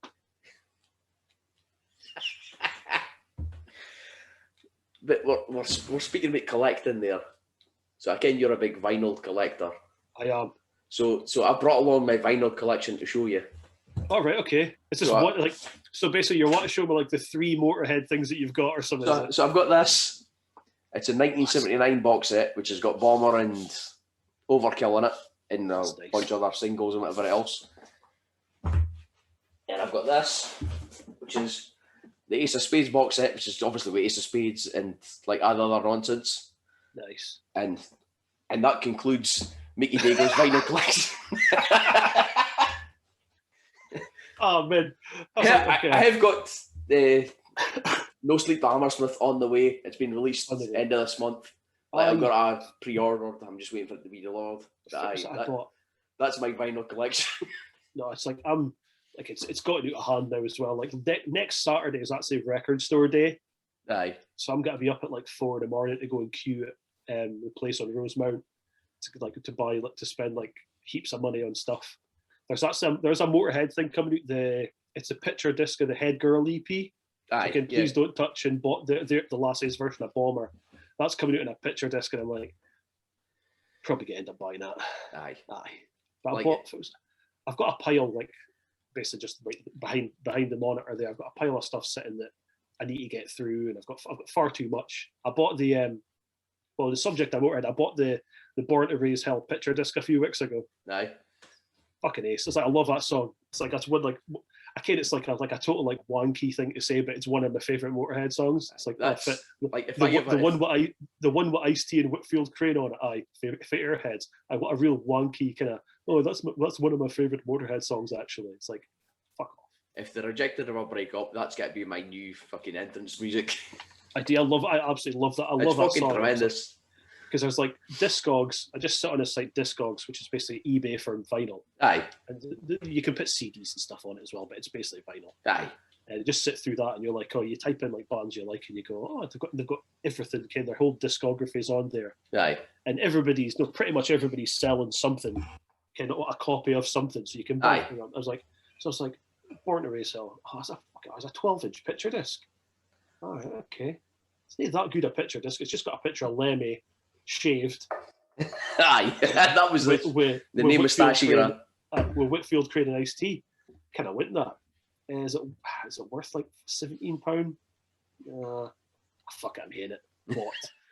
It comes. It's like again. It's not that impressive. I think. Hey, it's just like I wanted it. That's the thing, you know. That's like the stuff I've got. Like everything it's coming out now is like it's because everything's like the 40th anniversary now. Yeah. So like I said, I've got the No Sleep to Hammersmith. That's a 4 CD fucking set plus a triple LP with the entire Leeds and Newcastle shows on it. There's extra shows and stuff on it. Aye, the stuff that the recordings came for that have never been released in full. Like that shit's on there. It's like that's ordered. Like at some point I'm gonna have to invest in a fucking record player to play this shit because at this point it's just for show. I stupidly went doing the route. Like I was like got back into it like 3-4 years ago and was like, oh, I'm gonna get a good record player. So did that, and then it just became a habit of like, oh, you can go on this again Discogs and basically you can a lot of the stuff like singles that sold loads. So like Addict Status co-singles, you can go on and basically you can get them for like a couple of quid each. So I'm like, well, I might as well try and get that. And so I'm like going through like, oh, so I've pretty much got every single that Echo released, and it didn't really cost me much, you know. I mean, for the fact that they've released like 45, 50 singles, maybe spent 60, 70 quid on it because it's like because there's so many of them. It was like, oh well, it was 1982 and A Mess of the Blues sold like 150,000 copies and got to number 5 or whatever it was. Oh well, if it was at 60p, I'll fucking hate that. So you add it to the cart and you end up, oh, I've spent like 11 quid and I've got like 7 singles off it. Okay. So it gets out of hand with that. Like some of the are like obviously the 12-inch singles and all like that. It's like it gets out of hand as well. And you're like spending like silly about somebody's like, oh, I want this. So it's like, oh, but I've already got like the 7-inch single and I've got the picture disc. And it's like there's a special other single as well that was like really rare. So it's like, do I need 3 copies of the same single? But the B-sides are different. So I do need it. That's why I put off buying vinyl for so long because I would just get fucking daft with it. Yeah. The reissues is a problem as well. The new stuff, like I'm kind of joking about it being a record store day next weekend, but like reissued old stuff is farther than what the rip-off comes because it's like it's the same single, but it's coming out for a record store day, so it's got to be, instead of it being like a $5, it's got to be like 23 quid. Like, fuck's sake! He was like, but I want it. Aye. So it's like I just kind of justify it to myself. I was like, well, I'll may spend on it for like the couple of months before, and then I can go like bananas and buy heaps of shit on this time because that's the best way to do it. Like Mrs. Vigo kens about the 1979 ball set it came because she was here when it came. She wasn't here for nothing got delivered. She's no idea that. It's like, oh, because I've had this for years, sweetheart. You okay? Like she's no idea. Like the two of them were probably 250 quid. Like added up. Rachel's not too bad about the kind of vinyl. She understands. Like I just buy stuff and aye. I've spent like mental, like really expensive. I bought the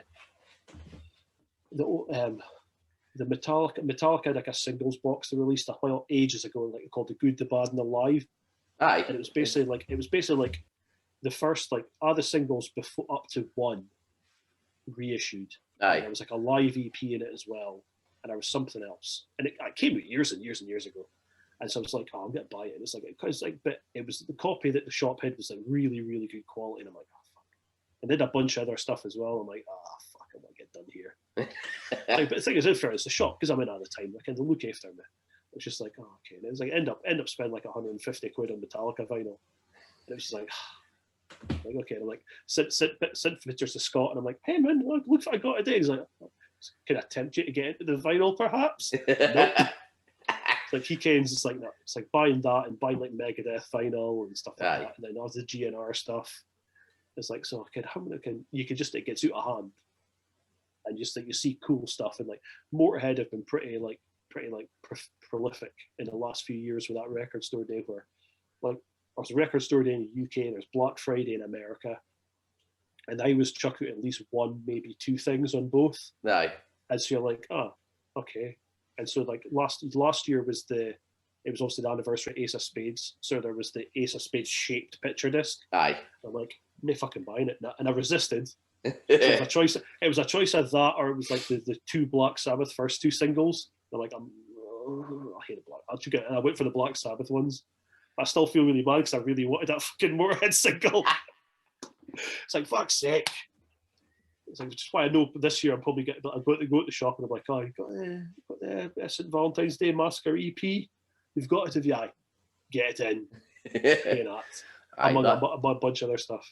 Like I'd like to get into it, but I would just throw silly money at it and it would just get out of hand fucking very try quick. to be. You try at least to be cheap and stuff. Or at least I'd try and limit myself to just Motorhead stuff to start with. Yeah. That was my plan with the Guns N' Roses stuff. I'll just get Guns N' Roses stuff. Because I had a fair bit of it already. Aye. From like when I was buying stuff when I was like in my teens, and then things just stopped coming out on vinyl. And Aye. Like, I'll just stop and I'll get a CD. Because like we didn't have a CD player till like I was still buying like cassettes and stuff like that. So I don't think we got a CD player till like 94, maybe 95. So I wasn't buying CDs. So I was still buying like vinyl and kind of cassette singles then. Aye. See, I missed the vinyl. Cassettes was my when I first got into it. Yeah, and then when things stopped coming out on vinyl, it was like we got a CD player. It's like I'll just get CDs. So Aye. then of course you can't. If it happens, you buy on the hand you on cassette or vinyl. You buy on CD, which is why I've got fucking heaps of fucking CDs in here on the wah, and it's like, all right, okay. But then you kept a vinyl, I think, the tapes are at my mum's and they've been chucked out now. So I kept a vinyl and it's like, oh, well, I had heaps of Guns N' Roses ones, quite a bit of Maiden as well, bits and bobs here and there as well, other stuff. I got back into it, I'm like, oh, well, I'll fill in the gaps, the Guns N' Roses gaps. Aye. Right? Fill in the Maiden gaps, okay, well, which I'm still on because the Maiden picture discs are fucking hell, they're expensive. Like the 12-inch picture discs, the Maiden ones, I'll never get a complete set of them because they're just too expensive. Aye.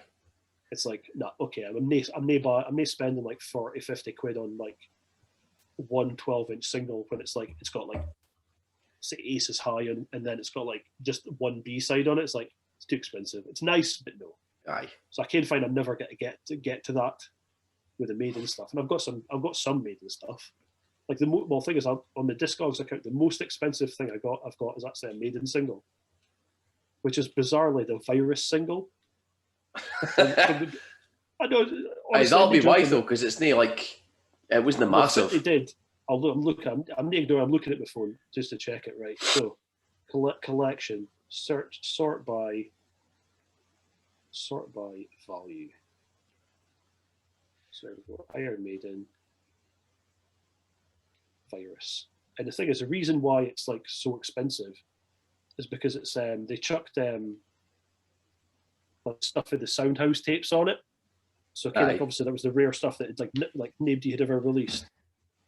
So it's like bizarrely like so yeah. So the median price on it, 12-inch single with Virus and then Prowler and Invasion from the Soundhouse tapes. Median price is 103 quid. Just for a 12-inch single. Just for a 12-inch single. And it's like, wait a minute, I've got that in a fucking minute here. So of course, I've added stuff to my collection and things like that. So I've got you can get a rough idea for your prices and what you've got. Aye. Mainly because if you're in a shoppy, it's handy to be able to grab your phone and go, I fucking got this. Aye. Okay, don't need to buy it again. But it's like, well, how can the most expensive thing I've got be the virus single for the Blaze Bailey era? I love it. And I love the thing is I love that era as well. So it's like it's nothing to complain about. It's like, oh, that was good. That was fine, yeah. Aye, don't get me wrong. I like Blaze, but he's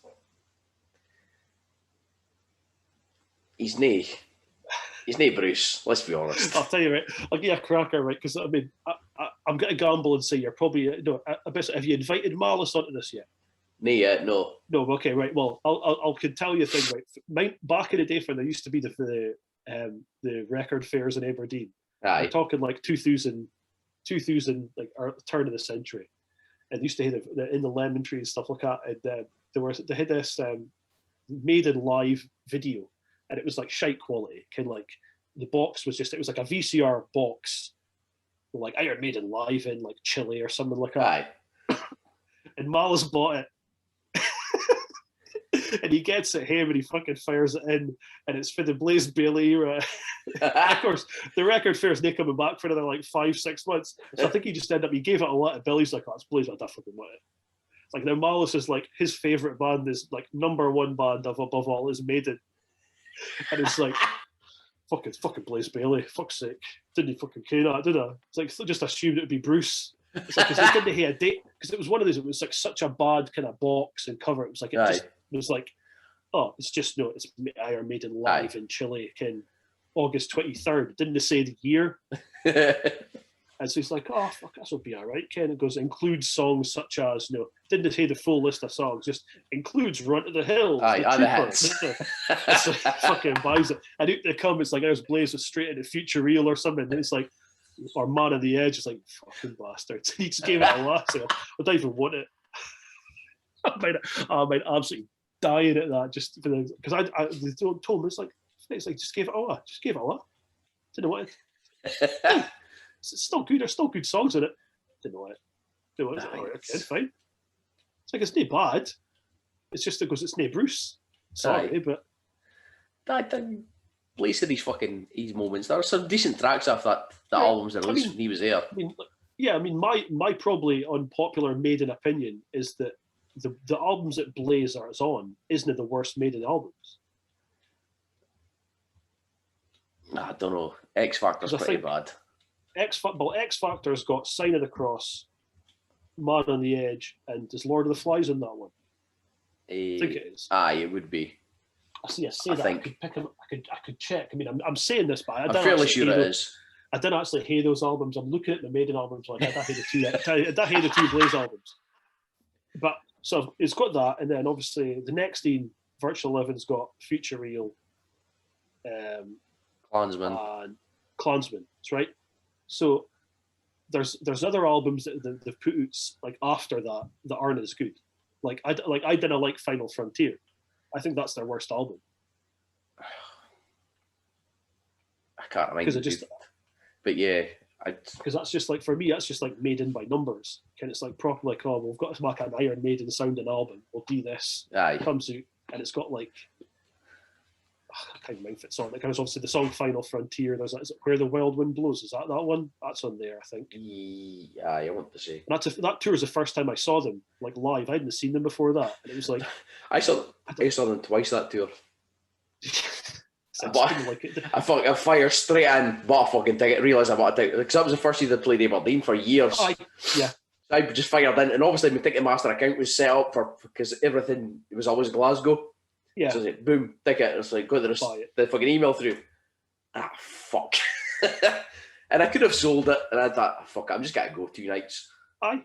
Well, they played like, because they still played like Fear the Dark and one. Aye. And they played good songs, but it was just like, I don't like that. Kind of, it's like, I knew Fine Ghana is like, I don't like this album.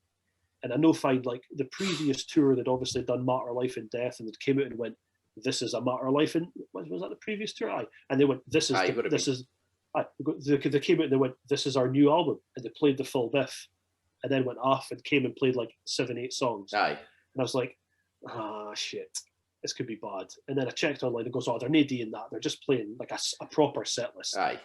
It's okay. I can tolerate it. It's still made. That wasn't like two songs after the album was in the fucking. Aye, they played a Coming Fiends. They played it. It's like, oh, right, okay. I think they maybe did that Where the Wild Wind Blows just to give Bruce like a bit of rest, because it's like, it's quite a low kind. It's like there's a lot of quiet bits. So it's like, okay, we can do the Trooper, then we'll do Where the Wild Wind Blows, and then we'll go do like someone else with like a bit of quick notes and stuff. So it's fine. But I would say for me that's their probably worst album.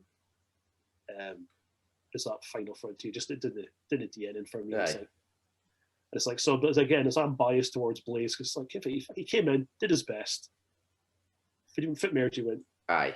And he wasn't a Bruce. And he's got that kind of, it's like that everyman quality, Ken, for he's like, just like, Ken, he'd be like if me or you got a job singing for Maiden, like, the fuck, Ken, all right, okay. Ken, I mind when he was that, like, he was like, it was singer Maiden, he was in the front of Kerrang, and it was like, the first thing I did when I got the job for Maiden was I bought a copy of Exchange and Martyn, I bought a Jag. Like, fucking right? Like, just the first thing is like, Fidgety went to the paper shop, bought Exchange and Martyn. What a fucking Jag. Why? Because I'm in Iron Maiden. Why else, Nate? It's like I'm now rich beyond my wildest dreams. Like most people are making that in. I know fine I'm gonna be making money. It's like, I need to do is write one song that's gonna be like decent enough that they'll keep it going, which they've done. Aye. It was like he's got a co-write on, I think it's a co-write on Man on the Edge. Aye. I think he's got a co-write on someone else as well that they've kept playing, maybe Future Real. But there's certainly a couple of them that he's got co-writes on that they've done where they've chucked it on best ofs, but they've done live versions with Bruce singing it. So he doesn't get full money, but he gets enough that he's getting enough for kicking back to keep his Jag. Aye, and he just pumps it all back into like, well, I'm gonna mark my own albums and tour now, and I'll tour and I'll do Virus, I'll do Man on the Edge, I'll do these in Future Real, I'll do these songs, and I'll do main stuff. And we went to see him when he played Aberdeen. He was fucking ace. And it's like, because he just gets it. He's like, I came you're here for the Maiden stuff. Aye. but I can't just play Maiden stuff. So it's like, Ken, he gets it, and he's totally sound. It's brilliant. Fit Mirror to you again. And I think Fit Mirror can you want for a guy who's like, he's just that everyman thing. It's like, what a guy. A good guy. As opposed to like, rock star wankers like something like Vince Neil or something like that. Ken, or fucking Dio when I sing any of the fucking Aussie era songs, and it's like, yeah, get back in your box. It's like, come on, it's like I ken your Dio and I ken you're good, but come on, just be paranoid. Hey, come on. I mean, imagine like, kid, you were in Black Sabbath.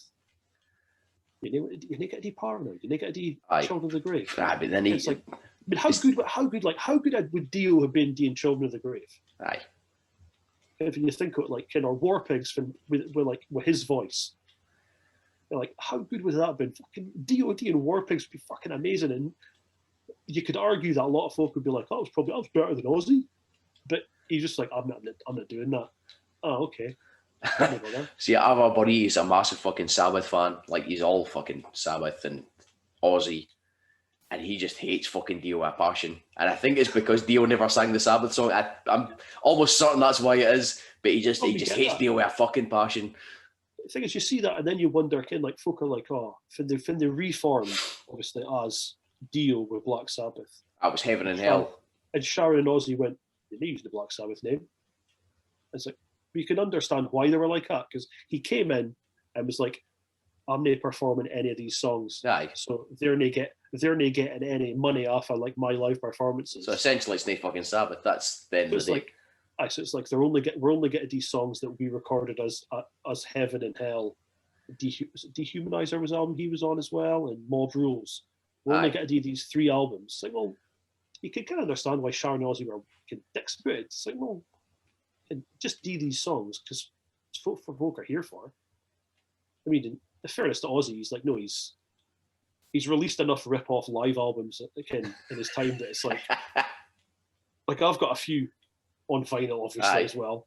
That it's like, no, and it's clearly his parts have been recorded in the studio, and it's like polished to within an inch of their lives. Aye. It's like, fuck me. It's like he released I think it was like early 80s. He released a live album. It's just Sabbath stuff. There's no Bark at the Moon, Mr. Crowley, none of that stuff.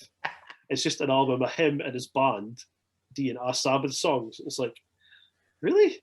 It's like, I mean, there's nothing wrong with it, but it's clearly just like Ozzy live in the studio with like a bit of crowd noise in the background. So like, Ozzy in his session band, and aye. So because I think it was before he got Randy Rhoads in as well. So it's just like, it's this. It's probably them hitting a shot back at Dio. Aye. It's like, well, if we're gonna get a mark on any money, you're gonna get a mark on any money. Fuck you, mate. because we'll be Aussie doing Sabbath. That's fair enough, I suppose. It's fine. Can't blame him. Aye. Like, I saw them a couple of times. Like, we had tickets for Dio, actually, in Glasgow one year. And this was before, like, the internet was a massive thing. So we got, like, we had no idea he died or whatever. So we were, like, on the way to the gig. And we were probably about Stonehaven. And I was texting, like, my buddy was driving. And I was texting one of the buddies. He's like, yeah, can you come to the pub or whatever? So, you know, I'm going to see Dio. So, yeah, Dio's D, that gig's been cancelled. I was like, fuck's sake. And he died like 3 weeks before or 4 weeks. Like, it's been a while. It got leaked. It got leaked that he died, and then it was like a hoax. But then, like a few weeks later, it was like, oh, he's gone.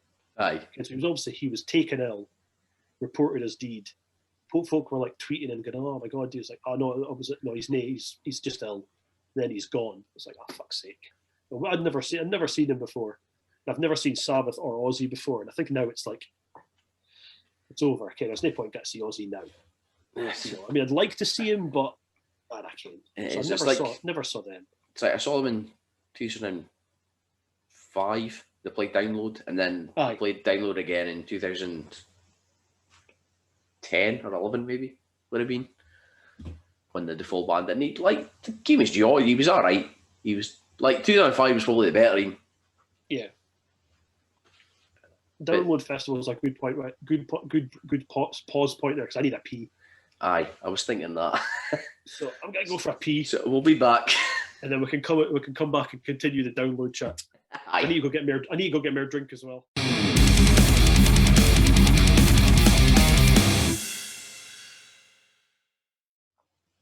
Yeah. Aye. So you were saying about festivals. Aye. They're like, so you're a big Download guy as well. I was. Well. No, you've obviously been more than me. I've been a few times. I've been at a few festivals as well. Native Retread, obviously the old ground, because I know you've obviously had a lot of Biffy Clyro chat on here.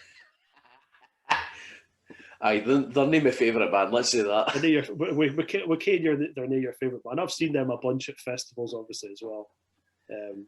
But I think it's like festivals wise, like that's where I've seen most of the bands. Like you say, obviously I've not seen Ozzy and Dio and stuff like that, but like most of the my favourite metal bands, like Saxon and stuff like that. I've seen Y&T, things like that at festivals, like really good bands through going to festivals. Like I saw, like first festival we went to was Leeds 2002.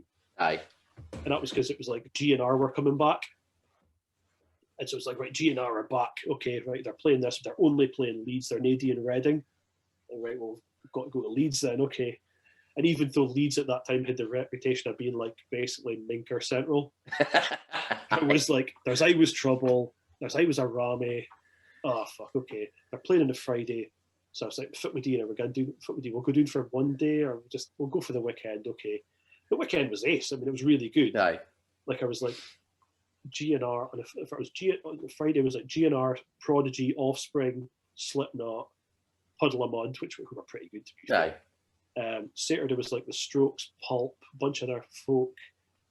Sunday was Foo Fighters, and I was like kind of like a newer kind of like your White Stripes, Franz Ferdinand type of folk, and it was Andrew WK, who I love, and a bunch of this. So it was totally worth going. There was loads of stuff through the weekend. It was great, but it was just like seeing there's like a weird kind of thing of like seeing Slipknot because I'd heard of them, but seeing them in the daylight was like. It's the work of the fucking day. So it was like a really muggy day as well. It wasn't even like a nice day because kind of like you see in the Wait and Bleed or the Spit It Out video for just playing at a festival. Aye, watch Wait and Bleed. Wait and Bleed, and it's roasting and they're spraying a crowd with water. Aye. It's amazing. Well, this was like a really muggy, overcast day, and you're just standing. We weren't anywhere near the front. We were kind of like a couple of hundred feet back. Feel like further kind of rough Rami was, and it's like. This is like there's no like feeling of the day. There's no the feeling of the danger and the excitement because it's just like they're coming out and it's like a bit and you're like looking up thinking like Pistoon later, Simon. Aye, should we go buy like ponchos just in case it rains?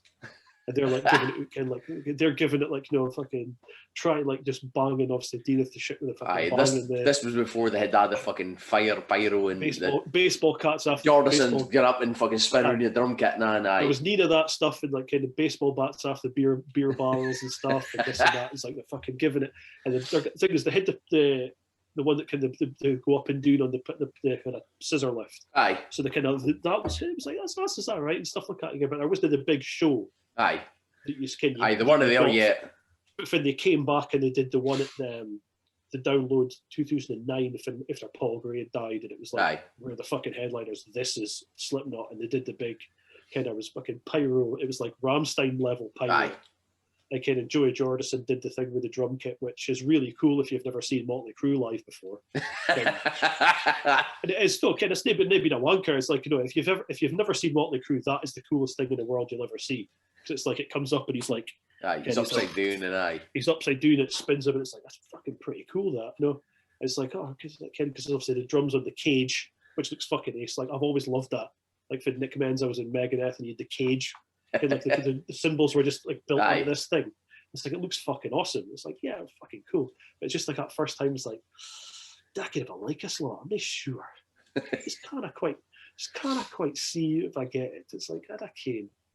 But that was like the first festival. It was like totally unprepared. Just didn't care if I was up in for.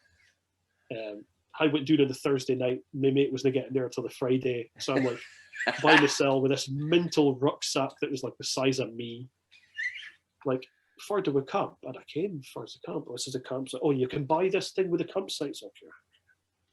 Right, so I'll just go to the furthest away point. That'll be the quietest. It was like a fucking million miles away, like it always is in every festival campsite. Aye. You're like a billion miles. I'm like, fuck me. It's like, okay, it'll be fine. It'll be fine. And this is like, I'm just by myself. Get to tent up myself, terrified, because I'm like, never been away from home by myself. I was 21 at the time. It wasn't even like I was like a kid. I was 21, nearly 22, and I was like, sorry to my people I don't know, is it okay to leave a tent? Fit stuff do you hate to take with me? And like the bum bag that we use for the raffle at WrestleZone is the bum bag that I took to that festival. That Nike black bum bag. That bum bag is 20-year-old. It cost me a lot of money in John Lewis, that bum bag. It's just terrified. That was the first like festival experience. So we went like Leeds got moved sites because of the trouble that year. Aye. Which was like a brilliant kind of like eye opener of like, Foo Fighters played on the Sunday and then everybody rioted. Oh right, okay. Fair enough. And they had that was that one by one album. It's kind of boring. Aye. It was like he did a thing for like he still does it for he does it Everlong. And he fucks about for ages in the middle bit for the band just keep going and he pods about and he like waves to the crowd and he kind of does this summon, but he did it and it went on too long. And then he came and he did this really slow song, just him, just like ballady, like this. Come on, Dave, get on with it. By which point, like folk were like lighting fires because it was Cal. So it's August. It was Leeds in August. It's fucking freezing. It was a bank holiday weekend, and then it's like we get back to it. It was just a riot, and basically because there's a house and estate at the back of it. Aye. They had to move it to the middle of AY. So we went a couple of years after that. And the festivals that was cool. It's like kind of the year after that was Metallica. Just fucking like I can't remember for the other hand. Like Metallica. I can't remember it was that second year, but they were the main headliner anyway. Aye. I think it was Metallica, maybe Darkness, maybe. No, it wasn't. No, it wasn't Darkness. Darkness were the year after. So Darkness were the year after. It was like Darkness, White Stripes, and somebody else. I think it was Blur was the second year, and they were fucking so shit, like really bad, like just boring. Like it's like I like some of their stuff. It was like, okay, so like let's go somewhere else. Let's see Billy Bragg. He was ace. It's like it's Billy Bragg. It's like he just needed his head. Him and his guitar doing like political songs. Like this is the type of music I like. This is good. I like this. Aye, some of the shit you see at festivals, you're like, you wouldn't normally go and see them, and you're like, this is all right. Mm-hmm. That's the best thing. Is like you kind of discover bands that you think, I didn't think I'd like that. All right, okay. Like Polyphonic Spree. Have you heard of them before? Aye. I saw them one of the years at Leeds. It was like, and I'd kind of half known about it, like, but nothing really. What song was like, this is fucking ace. check them. There's like 25 of them on stage. Somebody can, obviously there's like your bass, drums, guitar, keyboards, but he's got a trumpet, he's got a French horn, he's got a tuba, there's a harp player. The fuck is going on here? It's amazing. We saw this scene at Download one year. It was, I can't remember people going to see, but they were on before them. It was this band called Fishbone. Yes. And there's guys playing trombones and trumpets in a hand. It's like, and they really a kind of. Got to watch how I say this. Shall we say that the ethnicity of the gentleman isn't the sort of thing you would expect to go over well at a heavy metal festival? Aye, I would agree with that. Yeah. Okay, because it's a bunch of black guys. They play like funky metal. Because you're like kind of like slap bass Red Hot Chili Peppers. Right? Aye, it's like it's weird. We turned up like maybe one or two songs into the set at this point. Like they were playing one of the tents.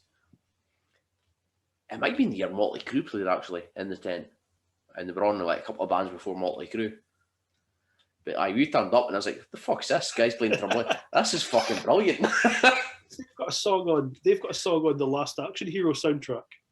They've got a song called "Swim" on that, and that's how I first heard of them. It was like, because the Last Action Hero soundtrack is fucking ace. It's got like "Big Gun" by AC/DC, "Angry Again" by Megadeth. Aye. There's 2 Alice in Chains songs.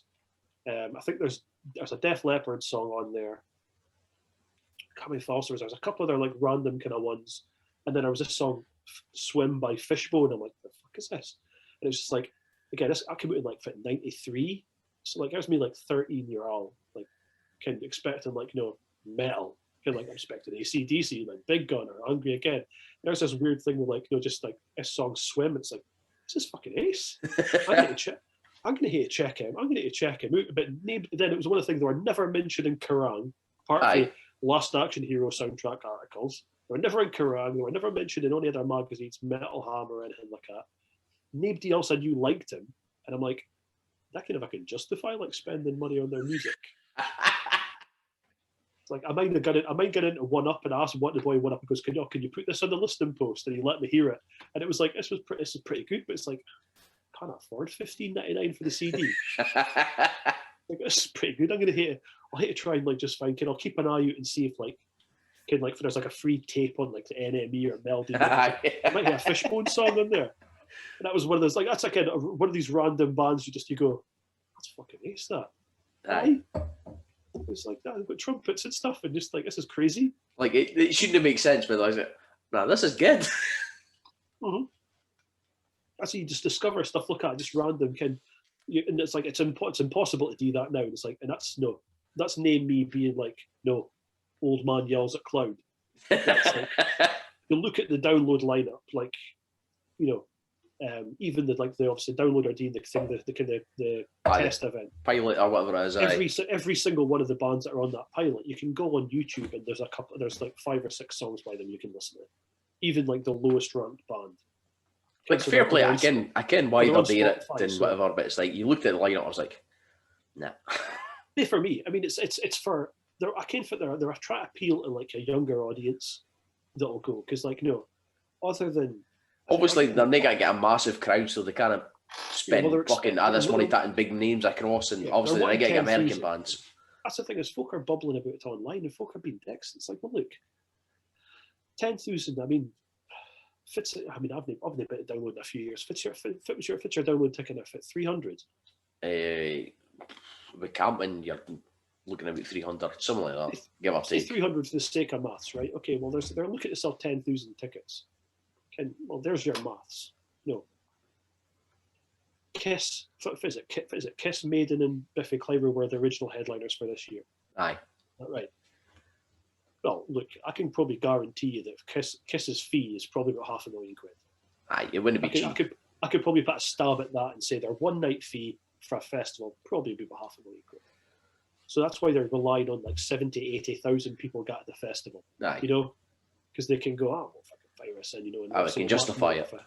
The merch and the t-shirts and stuff. We can afford this, because you can book like the Wild Hearts probably for like $5,000 or something like that. And I'm just throwing the numbers. Okay, but no, you can book these bands, and so like these bands like Frank Carter and the Rattlesnakes, and these kind of Bullet for My Valentine aren't going to be charging like a king's ransom, so they can sell 300 quid worth of 10,000 tickets, muck a bit of money, but also keep a download name out there. Aye. Because no, they're the guys that are trying to keep music alive. If it fails, then it failed. Okay, it's not going to really affect them because by next year it'll be fine. Aye. It's going to fuck Reading and Leeds if it doesn't go well. If Reading and Leeds are fucked. Kind of his name Liam Gallagher or Jerry Cinnamon or whoever else is going to be Reading and Leeds this year. If the download one falls to bits and it's a disaster, we're fucked. Aye. So I can see it. Good on them for trying. It's like I haven't been to download since the year AC/DC played. I think that was the year. It was AC/DC. It was 9, 10. 9 or 10. That was the year because was that year? Because it was AC/DC. It was Aerosmith. Because AC/DC had the Rage Against the stage. Machine. Yes. So it was AC/DC, Rage Against the Machine, a Saturday, and Aerosmith on a Sunday. That was the last year I've been. That was the year I lost the headweight. So that's 2010. We went the year before. Me and Mrs. went the year before because she went to go see Slipknot. I was there for Faith No More. And it was like, I want to see this. Like, I'm doing, be fine. So we'll go to this, and obviously the Ace Classic Rock Sunday, which was brilliant. Kind of like Journey. Journey and all this shit. Journey, ZZ Top, Def Leppard, and Whitesnake. How good was ZZ Top in the sunshine? ZZ Top are fucking brilliant. There is not a better band for sitting on the grass in the sunshine with beer than what just like them coming out and just doing like fucking and then like just doing hits and just playing blues. At this point, they came what they're doing. I don't even like a blues. I don't like blues music, but I like ZZ Top because I'm just sitting like this is fucking Ace. It's like I thought I only kid like 5 or 6 ZZ Top songs. I'm like, here's Touche and Legs and fucking Give Me All Your Lovin', and you kid every one of them. I was like, I can't all these. And they even played some of the ones like the 90s ones, like Pincushion and stuff like that. And I'm like, hey, mine not even. That came out in like 93, 94. Mine not. It's like, oh, right, okay, I can't add this. And I'm sure like in obviously the Viva Las Vegas and stuff, I'm like, this is brilliant. Aye. It's like how are Whitesnake and Def Leppard get to follow this? Oh, they're kind of brilliant. Okay, then, it's like at first, like no, like Coverdale tried his best. He's like, here's a song for you. All right, okay. All right, okay. That's all right, okay. It's like Leopard aren't following this. No, they're not. No. It's like, the best. It's not really very politically correct, but the best thing about the Def Leppard show was we were quite far back. There was a boy in front of us that obviously hated Rick Allen, the drummer, and obviously this was the big Def Leppard comeback. They hadn't played there since the first time, the time after his accident in like 87, 88 for us. Aye. So okay, we haven't been back here in 15 years, blah blah blah. Okay, so it goes rocking, and our some boy just like started heckling him, was like constantly going, wife beater, one fucking arm, and you beat up your wife, you fucking scumbag. And he just kept screaming, wife beater.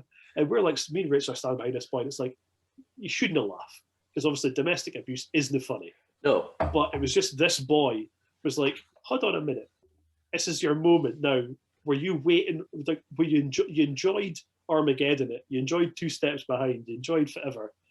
Now there's a quiet moment for their a wee tribute to the drummer, saying it's really nice. The poor cunt's only got one arm. Now you're gonna go fucking bananas and slag him off. It's like, you fucking boy a break. Like, oh man, couldn't believe it. It was like that was like the year obviously, like say year you were there with the guy, the Aerosmith. That was a fucking struggle that year, just because of the rain on the Sunday. Fucking Billy, I love Billy Idol, but it's like, mate, get on with it. Because that was it. Mine's fucking. Because Motorhead were on after Billy Idol. Aye. So we were like, Billy Idol's cool, okay, yeah. He comes out, fucking obviously it pisses down after Slash. Aye, so like I said, Slash was on, and then like they brought out the microphone, and it was obviously like the Lemmy tilted angle. It's like, Lemmy's coming out to sing Dr. Alibi. That's bra. And then it started raining, and then Billy Idol come on, and it got worse. And it, like, I tolerated the Motorhead. I was like, by the time Aerosmith come on, I was like, fucking done. This is fucking bullshit. Fucking never have this bullshit. Because Billy Idol came on, and there was problems with the sound. So like they were doing his version of LA Woman. That's what I mean. Like, so he was like doing it, and it's like, and it's a long song. It's a long song anyway. but he just kept going. And it was like, and then his mic wasn't working. So he went off, changed his shirt, comes on, boy hands him a new mic, and he's like, and he kept doing that kind of thing of like getting the crowd like, do you feel all right? I feel all right. Do you feel like getting the crowd to do it back and forth to him? It's like, really, we're doing fine, mate. That's enough wrap up. We're waiting for, we're just like, I'm enjoying myself here, but I'm waiting for Motorhead. It's like, I need Motorhead to finish so I can go see Steel Panther and then Airborne. You keep fucking about. Go just get the Rebel Yell and White Wedding and be done with it. I'm getting Miss Steel Panther and Airborne if you keep fucking about, because Motorhead, I got to be late. And it's like, fucking come on. And it's like, and then it's like, because it's pissing down, standing there, we're fucked off to go get ponchos because we were soaked. And then Motorhead comes on. I think Slash come on and D, was it Sin City or something? What did he do with it? I can't remember. Slash came on and, he did Slash something. came on and did a song with him. And then we kind of was like watching for up on the hill, kind of like sort of like watching Motorhead, like keeping an eye in a second. So he's like, right, Fun or Steel Panther coming on. Because by that point we didn't, we like, they were just like, oh, they're a funny band. Aye. The joke couldn't have worn thin by that point. And you're like, that's really good again. So we're like, okay, right, Motorhead have finished. Let's go. Steel Panther. And then fucking Boy Ophé, Airborne comes on and he climbs up on the stage and they get stopped. Aye. Because he climbed up on a stage in a pissing rain, doing a solo up in 150 feet in the air like a fucking and it's just like, I'm calm and fucking weak. And we had a hotel that year, we were lucky, so it was like, gotta get dry later, it's fine, but I'm just like, That's up. Fucking. That was the year we drove down. Stone Temple Pilots were before Aerosmith as well. Aye. And that was just like, again, I could tolerate like 5 or 6 songs of them. And I was just like, I'm done. I'm not enjoying this anymore. I'm calm and fucking soaking. And Aerosmith came on, and had Aerosmith came on and just done like the 70s and early 80s stuff, like stuff up to like maybe Get a Grip. But it's like they did ballads and they did like Pink. And then, it was like, I don't want to miss a thing. It was like, they're doing the ballads and the kind of the real lazy crowd pleasing stuff. They're at a rock festival. Can just come on and do like fucking rocks and all this kind of stuff, and Train Kept a Rolling, do all that kind of stuff. It's like, shit. I just wasn't enjoying it. It's like, and I've seen Aerosmith. I just didn't enjoy it. And I know you're the same. That's the thing. I heard it. I'm like, fucking can't wait to tell them I was feeling the same way as well. It just, like you said, I got the first 2 or 3 songs and I just lost the. I was like, fuck this bullshit, and I'm all got changed. Like back to the tent, I was in tent. I was like, I drink myself. Yeah. And I eventually got changed, and Suicidal Tendencies were playing one of the tents. I'll go and see them, and then I got the last. So we should have done that. But 2 or 3 songs. It's Aerosmith. It's Aerosmith. We probably should. Ken, you should just buy the watch him. It's like. But I guess to that point, you're like, what a down ending. Particularly like the year before, like Whitesnake and Def Leppard have been about a down ending as well, and like when I've been to other festivals as well, it's like it's been like it's been a kind of shitty Sunday. Like Foo Fighters the first time, it's like was it great? Was it? No. It's like kind of last night. Whereas like especially for like AC/DC and Rage Against the Machine, it's like you're up for that and you're like, Sunday's gotta be awesome. And then even like Slash is playing and it was awesome. It was like comes out with Miles. He does some of the solo stuff. Fine that Night Train and Paradise City and Other Mine are coming. This is going to be the best thing ever. We're going to fucking go for it. It's going to be mental. We're going to bounce about, be like pricks. And it's just like, and it's kind of I've been lucky with that. Like I think that's the only time I've been to a festival where it's really like leathered at doing piss and rain. After I got there was that year, and there was one other year, and it was fucked. I can't remember what year that was, but it might be the last year I was there. Actually, was it 2012? It's the last year I was there, and it just pissed it. Like normally, like there used to be a couple of guys in Montrose organised a bus doing. Mm-hmm. So we'd go down there, like leave Wednesday night, so we'd be there Thursday morning. So you get a couple of hours sleep on the bus. You get there, get set up, and we can get yourself set up in the afternoon, and then we'd head into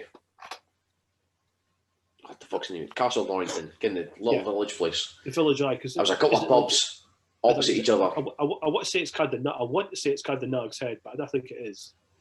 Because the pub we went to the pub one of the first years, and we went there. It's really good. There's one about halfway down the hill, And then you get right down the bottom. There's two pubs. There used to be two pubs opposite each other. Okay. Right, the first thing you come to, I think, is in Nag's Head. Aye. It's before you even get into Castle Donington. It's the first thing you come to. And that was really good because for we went, they had like a barbecue and shit on it. Aye, that would have been the first. Aye. But it was like an actual toilet. Aye.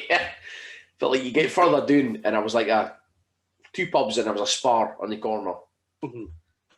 And we used to go down there like I said, we used to get set up and get in there and spend like Thursday night drinking in there. Yeah. And this year it just pushed it down. So we just stayed in the tent, and I was about 4 or 5 of us just stayed in our tents, and we just fucking drank a whole carry out in the first night. Just whole lot of it just done. I was just because every time I've been doing, like, usually apart from the Rachel and the last time, have I been myself in the first night, the Thursday night. So it's just like, I'm by myself. It's like, I'm not getting a fuck by myself. I'll buy a cup. I'll get a couple of beers. And obviously, they sell cans and stuff like that. For the things. It's like, I'll buy a couple of cans. I suppose I'll just fucking wander about and sit about, and hopefully somebody that's in one of the tents adjacent will kind of talk pity on them and be like, I feel like Martyn. Martyn, I'm kind for you, fair, blah, blah. It's just like, I'm by myself. It's like, all right, okay. So I was like, that was like the year with Rachel. And then the year after that, for the ACDC year, I was like, I'm not getting the bus down. We're either flying or we're fucking whatever. So we flew down like a bunch of pricks. flew down, had a night out in Derby the night before. Aye. On the Thursday night, and then went through because we're staying in Derby, the hotel, and it's like, nah, fuck it, I'm not doing it. I'm not getting the happy bus doing again. So I lost it on a happy bus I did with Rachel because it was like, there was like loads of folk on the bus, just like, and it was like at 4 o'clock, at least like 4 o'clock in the morning. For like kind of like Denver, the back of the theatre. Aye. I was just like straight on the bus, and immediately it fucking like honking a weed, and it's just like it's 4 in the morning. Kind of like, and folk are like, all you can hear is like folk like, oh, kind of like folk with ghetto blasters and stuff. And it's like, that's no problem. But it's like, you're getting, it's like, hey man, we're gonna have some fucking Jaeger, man. It's like, it's 4 in the fucking morning. And it's like, all right, okay. And it's like, I get you're in a festival experience, but fuck off. It's like, just like, hey, we'll get some Jaeger, man. Oh, when we stop in Dundee or wherever, pick up blah blah blah, we'll get more booze, man. It's like, I'm just sitting like, and Rachel's like, put your headphones in. I'm like, fucking Ganta. I want to lose it. I want to lose it big time here, Rachel. Just, it's like, no problem. Anybody like getting pissed up and fucking smoking weed, whatever. I'm just like, I'm done. It's like, I don't I'm going to enjoy this festival. It's like double decker bus guy dude as well. So it was like a double decker mega bus type thing. It was just I see. Like the first year we went, we took the train down. I was just me and one buddy. We took the train down, and then in fact the second year, I was me, my buddy, and my brother took the train down. And then every year after that, apart from 1 year we drove, but every year after that there was a bus organised, and it was just our boys from Montrose. So yeah, if the thing is, if you're with your mates, can boys you arcane, it's fine. You wouldn't mind it, but it's just like can strangers, and there's no like you don't really care how they are. And so it's just like, fuck these boys. Because there was 1 year we had, I can't use it, 1 or 2 years we had a double decker. I was asked much of us, and I almost fell out the bus. We were coming up the motorway, and I was sitting upstairs with Lou. Didn't fall out the emergency door. No, with Mrs. Vago. So I'd gone down for a pish, so I'd been in the toilet, come out, and for the door is like it was a door in the middle of the bus. There's like a handle, and it's meant to have a plastic cover on it to stop you opening it. It didn't have the plastic cover. So as I came out the toilet, my pocket kept hold of the handle, opened it up, the fucking door opens. And because I've been like, at this point, I've been like, we're on our way home. So I've been on the piss for like 4 days at this point. It's like, that's fine, I could just close it again. So I'm hanging out this fucking bus, double-decker bus on the motorway, going to be fucking 60, 70 mile an hour trying to shut this fucking door. And eventually like the driver looks in the window and sees us hanging out the fucking bus. Fuck me. He's like, can you nay? I know. I couldn't do it, like I say, fell out and then this was like, so just chill out. It's like, but like you say, it'd be fine if it was folk you can. It was either folk that used to drink in, like, well, Bridge Street Social, it used to be Corova. Aye. It was either kind of folk that used to drink in there that we hated, Finn would go after shows and stuff like that. The folk that were on that bus were the people that we then met. And it was like, I don't like these people. I've never liked these people. Aye. I don't want to speak to them. It's like, fucking dicks. It's getting mental. So that was just like, no, I'm getting basically next time it's like it's flight or nothing. Aye. And we've done that since like even we went to like Leeds for one day in kind of a year it was one of the Guns N' Roses. It was a year Guns N' Roses played at Reading and Leeds, and it was a carry on in Reading for like the bed on too long. Aye. And they got shut off. And so we went to Leeds the next night, and it was like, oh, Guns N' Roses, they might not play. They got thrown off the stage at Reading last night. It's like, oh, for fuck's sake. Like, with Kim doing, we did a night out in Leeds on a Saturday night. Fucking, Jesus, it's going to be shit. And it's like, so it's like that whole worry of, are they get to play, or they get to play? And we get there, and they're like, no effects were on. It was like, so it was a really good day, to be fair. No effects were on. It was like, oh, wait, I built Axel's little bit of stage. They built like the frame of it. So, okay, fine, okay. And then they come on. Then Lost Prophets, they play. I damaging them. They play. And like they didn't. They still hadn't built the full like Axel's little ramp. Aye. He plays and I mean the guy who was the singer of that band obviously hided in plain sight by a cappella singing "Sweet Child of Mine" to the crowd. He did. I mean, I'm not saying he was trying to give himself away, but the signs were there. I think the rumors were there at the time. I turned away and I was like, there's fucking stories about him. Rumors about him being a bit of kind of that way. Is there? Because I don't want the internet. All right, okay. So they played. It's like, are they still building the rap? Then Biffy Clyro came on. Sorry, and like, oh, they're putting the boards dude. They put the boards dude on now. So it's like, they're definitely playing. And then Queens of the Stone Age came on, and it's like, right, it's ready, it's built, definitely playing. It's fine, we're okay. There's no worries. And they came on, and obviously they were fucking late because I was late. Aye. And so they played like a 3/4 of the normal set they would normally play, which is like we saw, and that's how it matters. It turned up there was that real worry of did they get to play? Aye. They got fucking they fell out with the boy and they fucked off back to America. And I was had these rumor goes on, yeah, Jay, Guns N' Roses aren't gonna be playing tonight, mate. Fuck you, I know. Fuck off, I'm fucking dude here. Fuck off. Because yeah, Axel's kicked off at the management. Oh, he isn't. Shut up. Fucking, I'm panicking like, I want to see Guns N' Roses. I'm really sad. I just want to see Guns N' Roses. I'm so sad. Aye, because Guns N' Roses are your fucking band, aren't they? Mm-hmm. Aye. Like that's why I went to Leeds that first time. It was because it was Guns N' Roses. They toured in years. But they'd done like America and South America and stuff, but then they toured properly, and it's like they're coming over, they're doing one night at London Arena, and they're doing Leeds Festival. Again, Nadine Reading, so it was like, okay, we've got to go to Leeds, right? Okay, go to see them there. And then it's like every time they come to the UK, got to go, because it's like and that's why, like I said when we did the birthday bash thing, it was like. The last time they toured, it was like, well, far they got it. They're coming to Scotland. Oh, okay, far we get to go. We'll go to Dublin. That'll be good for a night out. Aye. Pretty good. Like, where else we get to go? We'll go to Paris. Why not? Paris? Nice. And it was Paris was magic. Paris was magic. And that's where we met Jimmy Page in the airport. It's like, it's fucking Jimmy Page. It's like, oh my God. It's like, we're sitting there. It's like, is that Jimmy Page? Hold on. It's like, wait, fucking Jimmy Page. Grabs your phone, so we're like bumbling her like a bunch of total punters.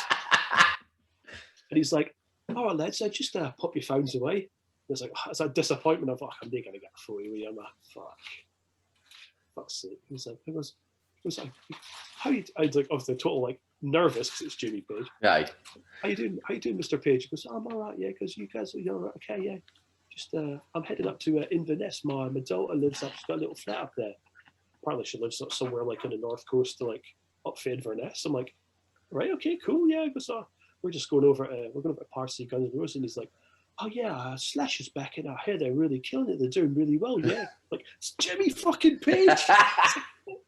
I'm like, oh my God. It's like, and he yapped him off for like 5 minutes, and we went and sat down. I was like, sat and had a pint, and like sitting like shaking. I'm like, just a conversation with Jimmy Page. Fucking the Led Zeppelin guy, Jimmy Page. Like, I don't care if I didn't got a photo of him, it doesn't matter. I've met him. It's like, no, back in, like, if you met him in the 70s, you never got a photo of him. I shook his hand. It's like, it's good enough for me. Like, I'm a proper punter for meeting, like, really famous people. It's like, I'm fucking, yeah, love it. Aye. So like you said with Guns N' Roses, like, I was never a massive Guns N' Roses fan. Like, I think they're good. Like, I saw them in 2006 when they played Download. I download that.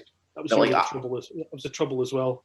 Aye, was it the bass player kicked off because of someone? There was like somebody threw a bottle and Axl slipped on it, and he didn't fall, thankfully, but he slipped. Aye.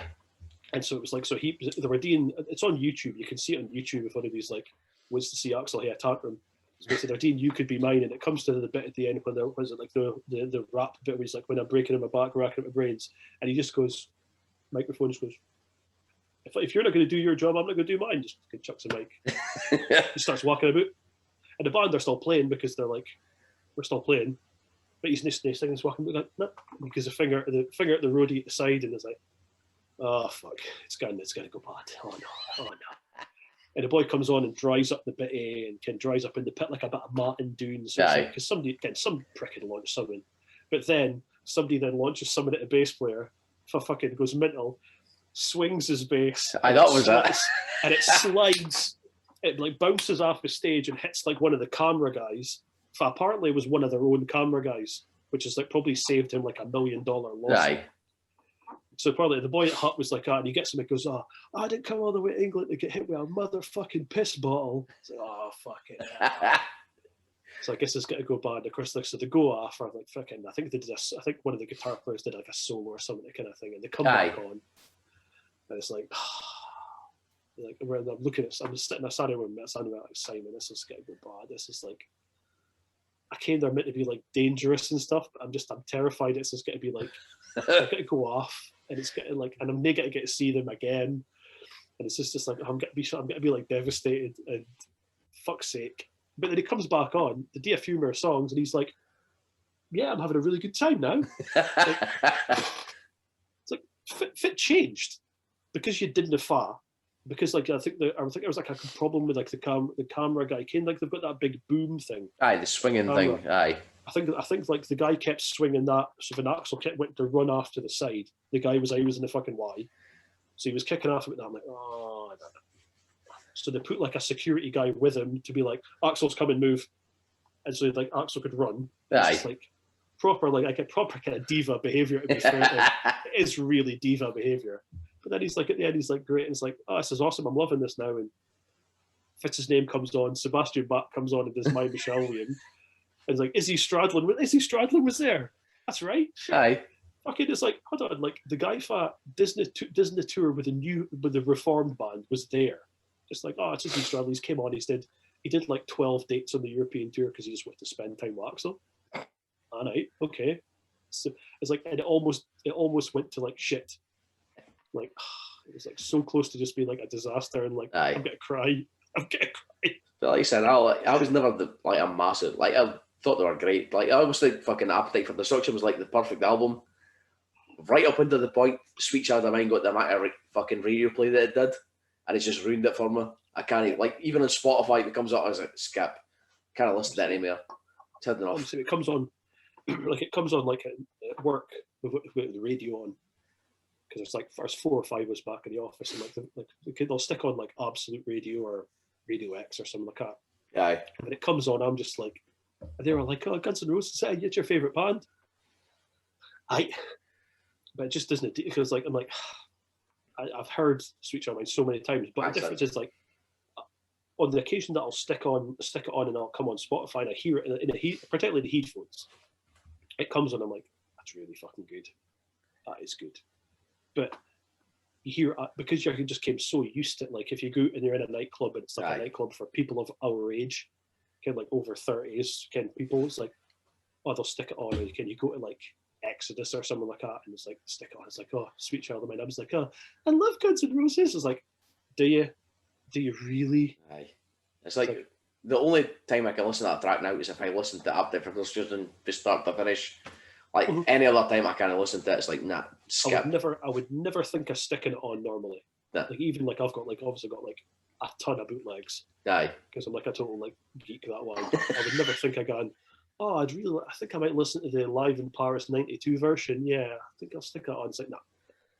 It's just like no, I'll never do. But again, the album comes on, you hear it, and you go, that's pretty good. It is though. It's like from start to finish, that's like one of the perfect albums. Yeah. You can't fault it.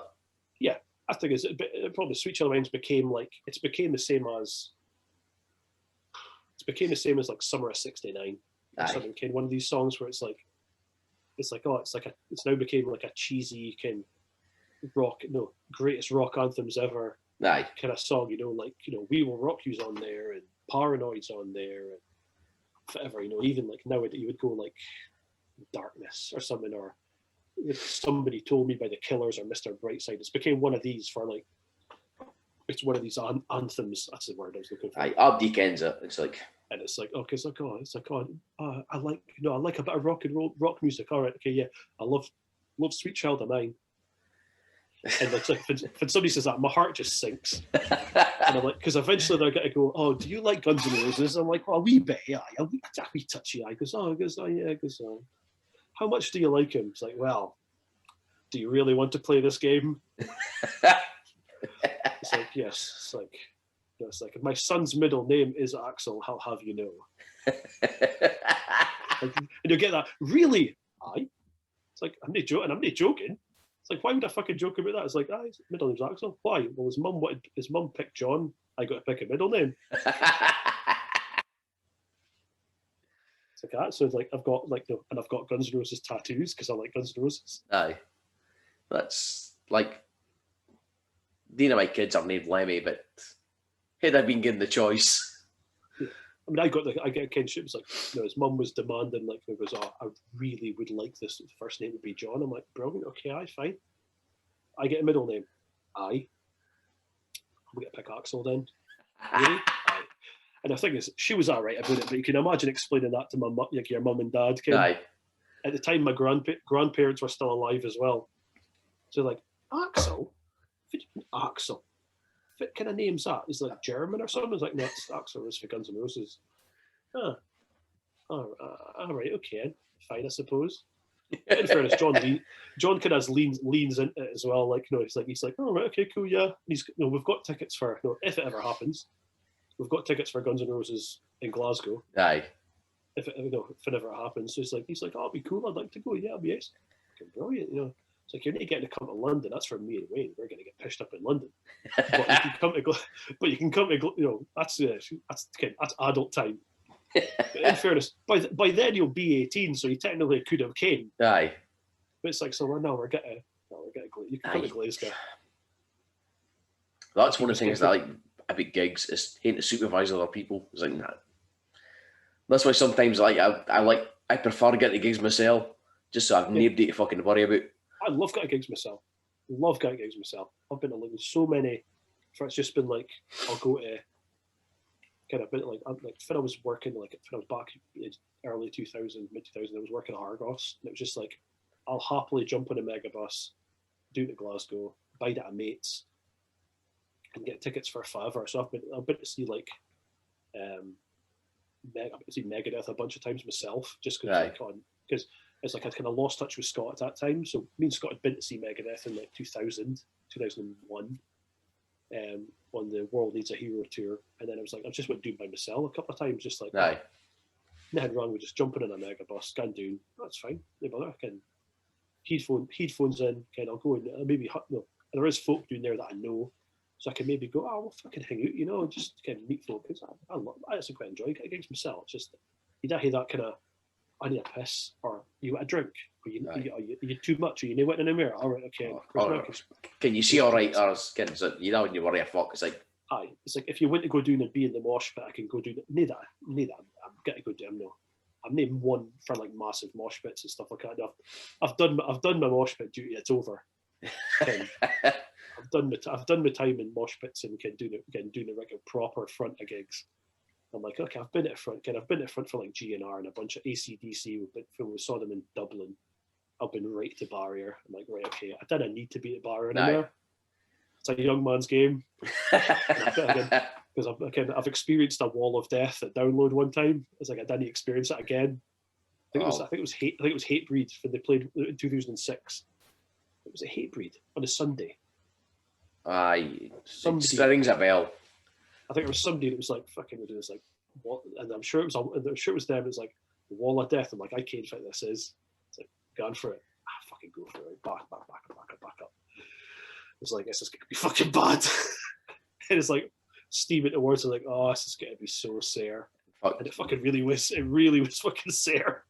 We had in, was it 2007 or 8 when they moved out of the stages about when the fucking motorcycle boys kicked off about the fucking trucks on. So they shifted around. So the second stage was in a car park. So it was just concrete, like there wasn't even grass. And one of the bands that I fucking wall of death there, and it was just fucking carnage. Just so boy, like just concrete burns and aye. You bounce and everybody goes flying. Oh, just boys on their knees, that skin, no skin left on the fucking knees, and I was like, fuck that. You tell I can't remember which band it was like, wall of death. I was in that, no for me. Me and this fucking nah. Me interested. The year that I would do with the missus, 2009, I'm sure that Five Finger Death Punch did it as well. And I was like, there, fucking watch this. This is good. Because we were like miles up in a hill watching. I was like, go watch this. And I've done parts. Can you just see everybody go? And it's fucking awesome. It's awesome to see at distance as well. Because it's like this giant space. And you'll get like a few fucking wallies in the middle. Can like, just like can doing that hill. But the arms can like doing that kind of slam dancey kind of with the arms. And it's like, they don't want to die. It's like, what do you mean? He goes, well, watch what happened here. And it's like, he goes, when I say motherfucking go, you guys motherfucking go. And then it's like, it fucking builds and builds. It's like, wow. And everybody goes, go. And it's like, these fucking like 2 or 3 boys that think they're clever just get sandwiched. And it's like, that fucking ace. You see everybody go, it's like watching like a real life version of Braveheart or something. Kind of like, or 300, kind of these bodies just go. It's like, that's fucking ace. Oh, you mentioned that a bit, like boy doing the slam dancing. I was one, I want to say it was Megadeth, or was it Killswitch? Or it was one gig we were at anyway. And there was this one big fucking cunt in the mosh pit, and he was doing kind of the fucking windmills, and he was just knocking at lasses and fucking young lads and fucking kids around. So I was breaking one of the songs, and he was the only in there. And I did a few pints at this point, and I'd seen him doing this. I've had enough of this. I just run across and just drop kicked him, just as he turns. It was like I drop kicked straight in the fucking chest. And it was until the morning after I got up. I was like, obviously, getting hard fucking concrete flare or whatever it was. Didn't feel at the time because I was full of fucking pints. Yeah. The next morning I was like, the back is fucked. Never. We did that for somebody. It was on the Slash at Download that year with the rain. It was like, there was a boy if I'd been like, he'd been like in front of us. He was being a dick. And he was just the kid. He was like kind of nudging. I was lasses in front of him. They were a bit taller than him. So he was like, he was not, neither he was like a little guy, but he was the height of me. But there was a couple of tall lads. And he kept like kind of doing that with the elbow in front of him. But he wasn't jumping about. He was just kind of letting folk ken he was there. And it's like, all right, okay. He's being a wanker. And then before the last song, which is obviously Paradise City, he was like, his mate goes, when it fucking goes, we're gonna fucking go off here, mate. We're gonna properly fucking go off. And I'm like, and I looked at Wayne and I was like, he was kind of aye. He was kind of aye. Like, right, okay. And so I'm like, again, whispering, we get D and I get D and I. Okay. So of course it comes as, so of course Miles Kennedy's this thing and says, as soon as it's like, oh, will you please take me home? And a big note comes, and you're waiting for Slash to start doing a solo, and as soon as he starts doing it, the boy went to jump, and we, one side Wayne, one side me, and we just went fucking elbows like bang right in the side of his fucking head, like and I'm not proud of it because it's not fucking clever, but we both did it, and it's like we fucking started just fucking getting mental. It's like fucking, it's like we nailed him, and of course by the time you realised what happened, everybody had surged, and so of course he just went flying.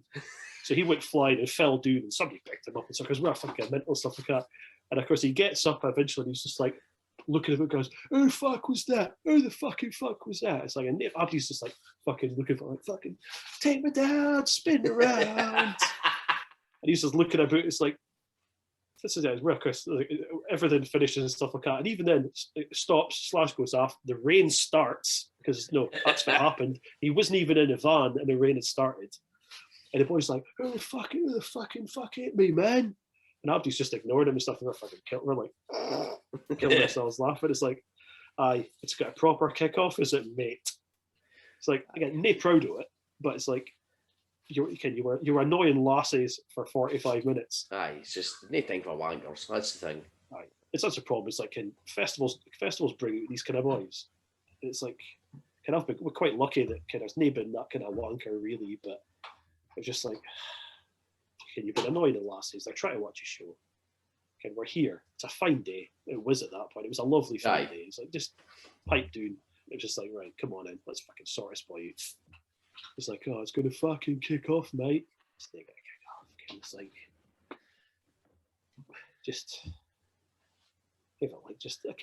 there's no need for it. Aye, it's just... You see it in loads of gigs and stuff, like, you see it kind of... Like, download or whatever is not so bad for it, but I've had pals who've gone to, like, Tea in the Park, and it's just full of wankers. Just... Never had interest in Tea in the Park, because of the reputation of it, I've never had interest in Tea in the Park. Nah. And to be honest, I wouldn't... Because Biffy play every year, I'm fucking interested. I wouldn't go back to Leeds and stay over. Kind of like, again, I would go for a day if I was like Maiden did it. I want to say 5 years ago, but it wasn't. It was probably 10. But Maiden did it 1 year just for the sake of, I think, just to do Reading and Leeds. And I would go back for that, but I would never do a full weekend because Leeds has got like a high wanker content. Aye. But it's just like boys looking for trouble. And it's like a decade of it's because it's like north of England, and it's just that's what folk be. But Reading's meant to be fairly like chilled out and stuff. Obviously, you get trouble that way. Aye. There's no festival that does no trouble. Because I was Wally's, but I've no interest in going back and like doing a full weekend at somewhere like that. It's like I'd probably go to download. I mean, I do fancy. Like I've seen Kiss before. I'd like to see them again. Obviously, I want to see Maiden again because I love Maiden. So I was like, I would love to kind of go back. I kind of do fancy download next year, but it would hate to be a hotel job, and if I could do it again, just something like that. See, I reckon if I can ever, like, I've got pals that have done download for years, and the past few years they've done hotels, and I don't reckon if I could go out to like. The camping is part of it for me. Mm-hmm. I suppose, I mean, if you're on a campsite, it's fine, and you enjoy it. Kind of like obviously we've spoken before about like the kind of butt scratcher stuff like that, and you enjoy you just hate to get over it and you lean in it, and if you lean in it and enjoy it, it's fine. Well, that was the thing. Me and Mrs. looked at for this year or next year even. But they've like downloaded got this. Is it black fucking campsite or whatever it is? It's like meant to be the quiet. Or isn't he fucking? Isn't he meant to be any wankers? Like nee ghetto blasters. Check your fucking age, man. Hey man, I'm going to bring my ghetto blaster. We're gonna. If it's a word, we're gonna do some break dancing in the middle with my ghetto blaster, man. Bring your cardboard. Aye, I know. I'll bring him a bit of cardboard. Like I'm going to be like doing my moves and stuff. It's fucking ghetto blaster. Electric boogaloo. Because I was meant to be that thing first, no music, no guitars and stuff like that. Aye. It's just like you come in, you basically you can sit and have a drink, but you shut the fuck up. Aye. Which is like that sounds perfect for me. Aye, that I'm all over that. I could tolerate that. Or like the RIP camping came with the chalets or the something like that. I could probably do that, or like the D one with teepees as well, did it? Like the they do. I could probably tolerate that as well. Just again, it's like I think I could handle just a weekend of like lying on the grass. No, just and like I'm not taking an inflatable mattress, so it's like I've just got the thin mat, sleeping bag, and kind of inflatable pillow. That kind of I could do it. Your clothes on and just fair play to folk that can do it. Can hate to sleep with your clothes on and stuff. It's like it's like 'cause it's cold because it's 4 in the morning in Derbyshire. Okay, it's not like you're going to like Coachella or one of these Spanish festivals where it's like, before you get to sleep, I'll just sleep on the deck chair in my boxers. Aye, no. Because it's at 4 in the morning, it's still like 12 degrees and you're fine. But that kind of I could do that. No, just I'd like to. Well, I'd like to go back and try it again, but it would hate to be the right lineup. And next year's does look good. Aye. Well, with that headliners, and they're not going to mess it up. Obviously, like Megadeth are playing. There's a bunch of other folk. Dave Mustaine and his Hired Monkeys are playing, obviously. And well, I need to have Ellefson now. That's a sore point, I saw that. I was like, really? That's why you're firing him? Like, come on, play the game, Dave. I know. I didn't get into it with folk, but I know I got into it a couple of times on the Megadeth kind of like their Facebook page. Aye. And I've like put stuff kind of. I was like, I shouldn't have. It's no point commenting because it doesn't matter, kind. But I might folk are like, just like totally like Mustaine loyalists, and it's like, aye, but if it kind of turns out like if you can only believe what you're told, it seems like it was the lassie was old enough. Aye. She was of age. And she instigated it, apparently. Yes, it is a little bit. It's a little bit like he's 57. She was 18. It's not cool, but there's no crime being committed. Aye. That's the thing. It's like she was the one who apparently chased him. I didn't see, other than the whole like, unless you've got morals and you're like, well, you really should be staying away because, well, yeah, he's a married 57-year-old Lutheran pastor, apparently. Apparently, aye. Yeah, this is the thing. Okay, fine, but. He was in Megadeth. It's like, hold on a minute.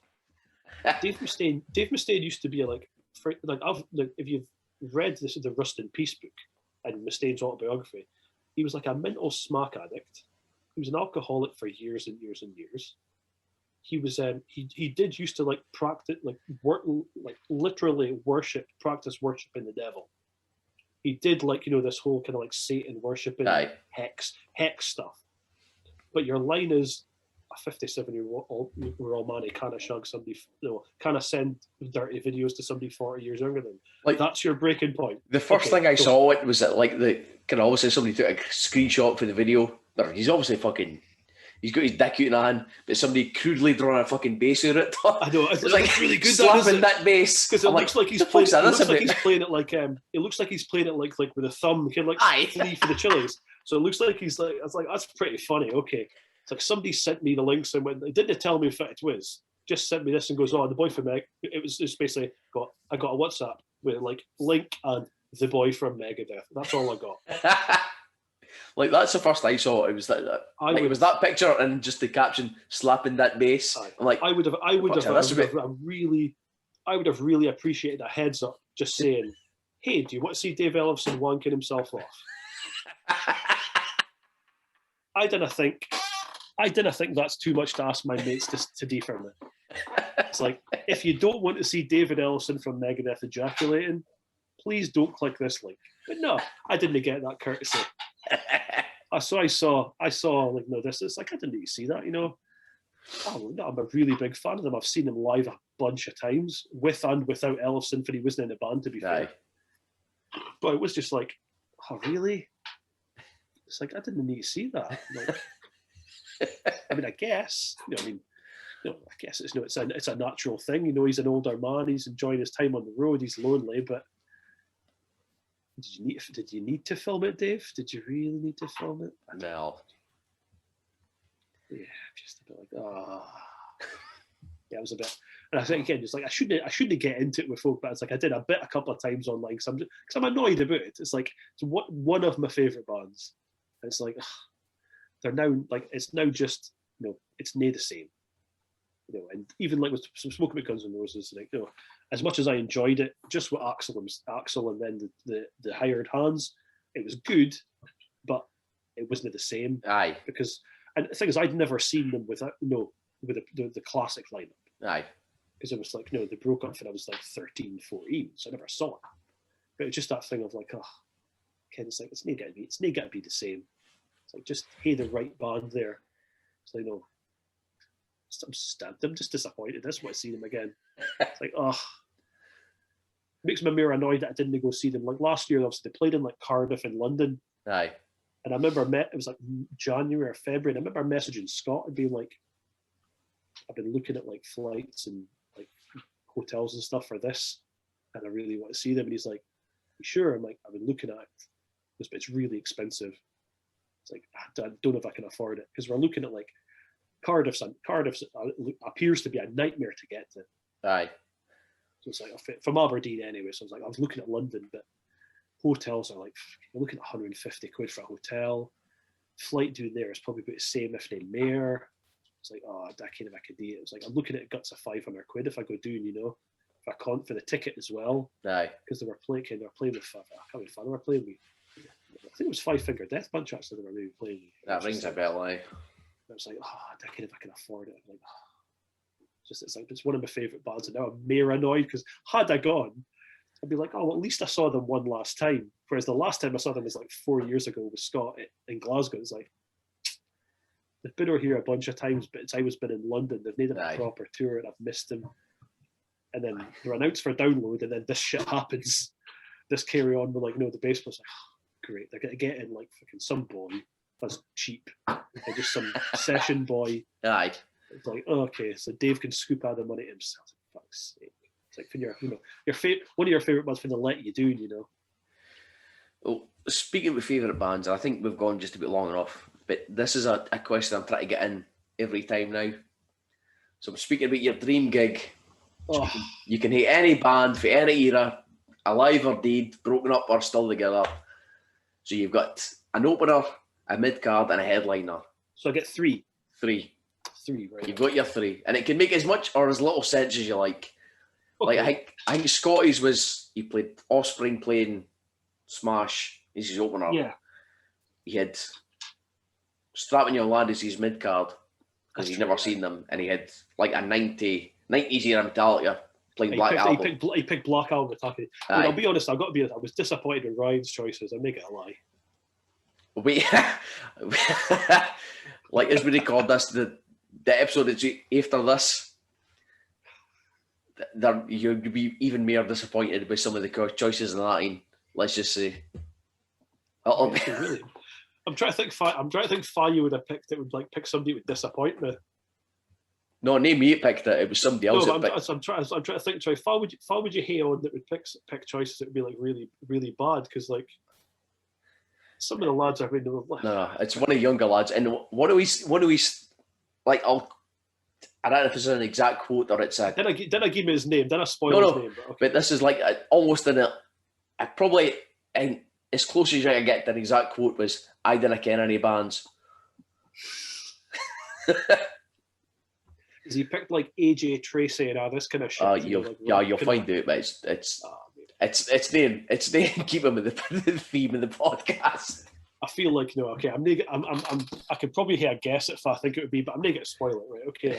So my dream gig, right? Okay. So I only get three. You've got a opener, a mid card, and a headliner.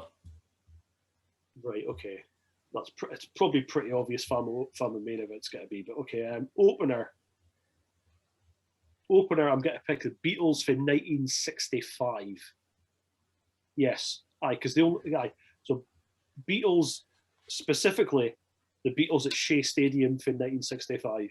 Right. Okay. Which, they did like a couple of years ago. They released like a tour documentary down, and after the show, it was all about the time tour in America, really. And I took a missus along. It was like I made her come with me because And so it was like, they did these gigs in the UK. It was a boy Ron Howard directed it. Aye. So like for Happy Days. Happy Days guy, aye. Proper films as well. And they did at the end, it was like, and as a special bonus for coming to see it at the cinema, we're going to show you the Shea Stadium gig for 1965. And it's like, all right, fucking this is ace. And I've obviously seen it on bootlegs and stuff, and I've got a bootleg DVD of it, and it's on the anthology and stuff. And we took it, and it's just ace because like it would be shit to be there because they were playing through the baseball PA. Okay, so you would be hearing like them doing Ticket to Ride, but it's like to ride next. And the way they explain it is like and the next player coming up off the base is da da da. So like that, but it would be ace to see it. And plus, the good thing about them being an opener is like they only played for half an hour. Their gigs were only half an hour. Right. Or as Ringo would say, if we didn't like you, we played it fast and you only got 25 minutes. Which I fucking love. I love the idea of that. Like the biggest band in the world are just like, we do half an hour, but if you are pissing us off, we'll just rattle through it. We'll just play quicker because we're quite tight and we can't hear ourselves anyway, and you can't really hear us. So we'll go with that. Beatles, I had opener being Beatles. Imagine that, the Beatles are your fucking opening band. Come on the fuck, man. It's like, fucking, it's the Beatles, yeah. I'm fucking, McCartney's just going to be like, who am I opening for tonight? Oh, fucking some metal shite. Oh, really? Aye. Here, John Paul, just give us half an hour, that'll do. Yeah. I just play need the 30 hats. minutes after you. Just need 30 minutes after you. It's fine. Just that set list will be fine. So middle band, I hate to go Maiden. Right. Obviously Beast over Ham. No, I'm no Beast over Hammersmith.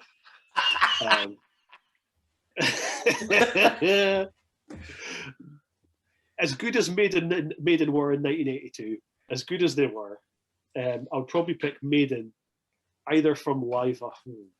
Pick him for live. I'd either pick him for the Live After Death tour, or I'd pick him like the World Slavery tour. I'd pick him for the tour after the Somewhere in Time tour. Right. Okay. Because again, another unpopular Iron Maiden opinion is that Somewhere in Time is actually my favourite Iron Maiden album. Which is like, it's near, obviously everybody goes Power Slave or Number the Beast. No, Power Slave and Number the Beast are equally brilliant. Like I would say that they're still 10 out of 10 albums. I prefer Somewhere in Time. Like we went to see Maiden in Scotland a few years ago. It was me, Thunder, Malice, William, and Scott. And the boys like, and in fairness to them, they didn't just be like Trooper, Run to the Hills, They didn't just do hits, they did kind of deeper cuts. They'll dig in. And so it was at Elementary, the boys like, we're yapping around. It's like, wouldn't it be cool if you played like Man on the Edge or King Summon or this or that or that? And he's like, we're going to do a song now from Somewhere in Time. And I'm like, fucking buzzing. I'm like, yeah, I fucking love this. And Bill jokingly went to me and goes, it'd be fucking Deja Vu or something. I'm like, I fucking love that song. Fuck you. And he goes, this is one called Deja Vu. And I'm like, fucking yes. Bomb straight down the front. It's like, I fucking love this. And so it's became like a running joke now of like, any time Maiden posts something about like Somewhere in Time on Facebook or Twitter, I'll be like, what's the favourite song from Somewhere in Time? It came out today in 1986 or 5, whatever it was. And I'll always put like Deja Vu, and then I'll be like screenshot and send it to Bill. I'll be like, fucking see. He's like, and he's like, fucking pack it in with you. It's like, no. So yeah, I would probably go I would actually go for the Somewhere on Tour it was called. I'd go for that because there's also because there's no like a really good like video of it come out. Kind of like there's like obviously the Live After Death tour and the Beast Over Hammersmith. To be fair, at least there's a recording of it. Where like there's a video and there's a live audio CD recording. There's no a lot. There's a bootleg from that Somewhere tour and it's ace. Because it's a different show. Bruce has got some weird jacket where basically, let's be honest, we know where Chris Jericho stole it from. Because if you see the jacket, just to finally get back to wrestling, for Chris, he's got this jacket on. It's meant to be like Eddie from the front cover of the album with like the lights and the bits coming through it and stuff. And it's like, and he looks ace. It's just like Chris Jericho nicked it for him. It wasn't for David Lee Roth. It was for him. Like fucking onto you, Jericho. So we'll go with that. Somewhere on Tour. Just so I could hear Caught Somewhere in Time live. And then the headliner's obviously going to be GNR. I assume so. It would be from probably for 92. I think it would be cool to say like 87, 88. No, like on the Appetite tour, but 92 is like the ones that's a tour then like I properly like fell in love with them. But like there's obviously that show that was on Sky from Paris. Whereas that was a big one. That was the one where it was like, oh my god, I love this band. This is so good. And I've got like there is like the 92 and 93 flyers. So I've got flyers on my wall for shows that I wasn't even at. What a fucking mark. Because they played, was it Manchester City Main Road, Wembley Stadium, and then Gateshead Stadium, all of which I have the bootlegs of. And then they played Milton Keynes Bowl 2 nights there in 93, and also have bootlegs of that as well because I'm obviously absolute punter. So I'm going 92, something like that, because and plus some of the lineups in 92, like they had Faith No More supporting them and stuff. it'd be really cool, but obviously I wouldn't get to see them because I've picked my support bands. Aye. But I'd be cool to see just like, if they were like just like 93 when they kind of went parody, it kind of went over the overboard. It was like, oh, we're going to be like fucking about, and there's like extended solos and this and that. And even in 92 there was obviously guitar solos and shit. Aye. I think 92 was like, it was just like, it hadn't gone into like, oh, we're a bit of a joke. It was still quite good. Aye. And we had like guests come on stage and we do cool stuff. I think GNR 90. So I think that's not bad. Beatles 65, Maiden 86, and then I had GNR for 92. Aye. I'm not a massive Beatles fan, but that's a solid lineup, I would say. I'd pay to see that. That's aye. I would go and see that. That's a fair enough. It's better than Ryan's Zine anyway, I would say. fucking Don Broco and Muse. Come on, fuck, man. What was it they really picked? Don Broco and Muse and somebody else. Oasis is his mid card. Oasis. Fair enough. Fair enough. I am at Oasis. I am mainly a metal guy, to be fair. But no, Oasis. I can drift into the indie and stuff like that as well. So it's like it's mainly metal stuff. I can tolerate that. Sorry, it's like everybody said something. Apart from the next one, it got a bit fucking obscure, but as long as they like Biffy, I can tolerate. If anybody says U2, the fucking podcast be cancelled at that fucking moment. Like get fucked. That's like I said, Biffy's like fuck off. The Biffy are always get to be there. I've seen him a bunch of times supporting people at festivals and stuff, and it's just like at least they're kind of heavy with some guitars. I know, like I say, I've seen them twice. I've seen them technically twice supporting GNR. And also, they just seem to crop up at festivals. It's like, oh, like you said, I can understand why they're big, but they're just no for me. But like U2 is where I draw the fucking line. Get fucked. Never been a huge U2 fan. Like I can't see why folk like him. And there's like a couple of songs that I could go, that's all right. It's all right.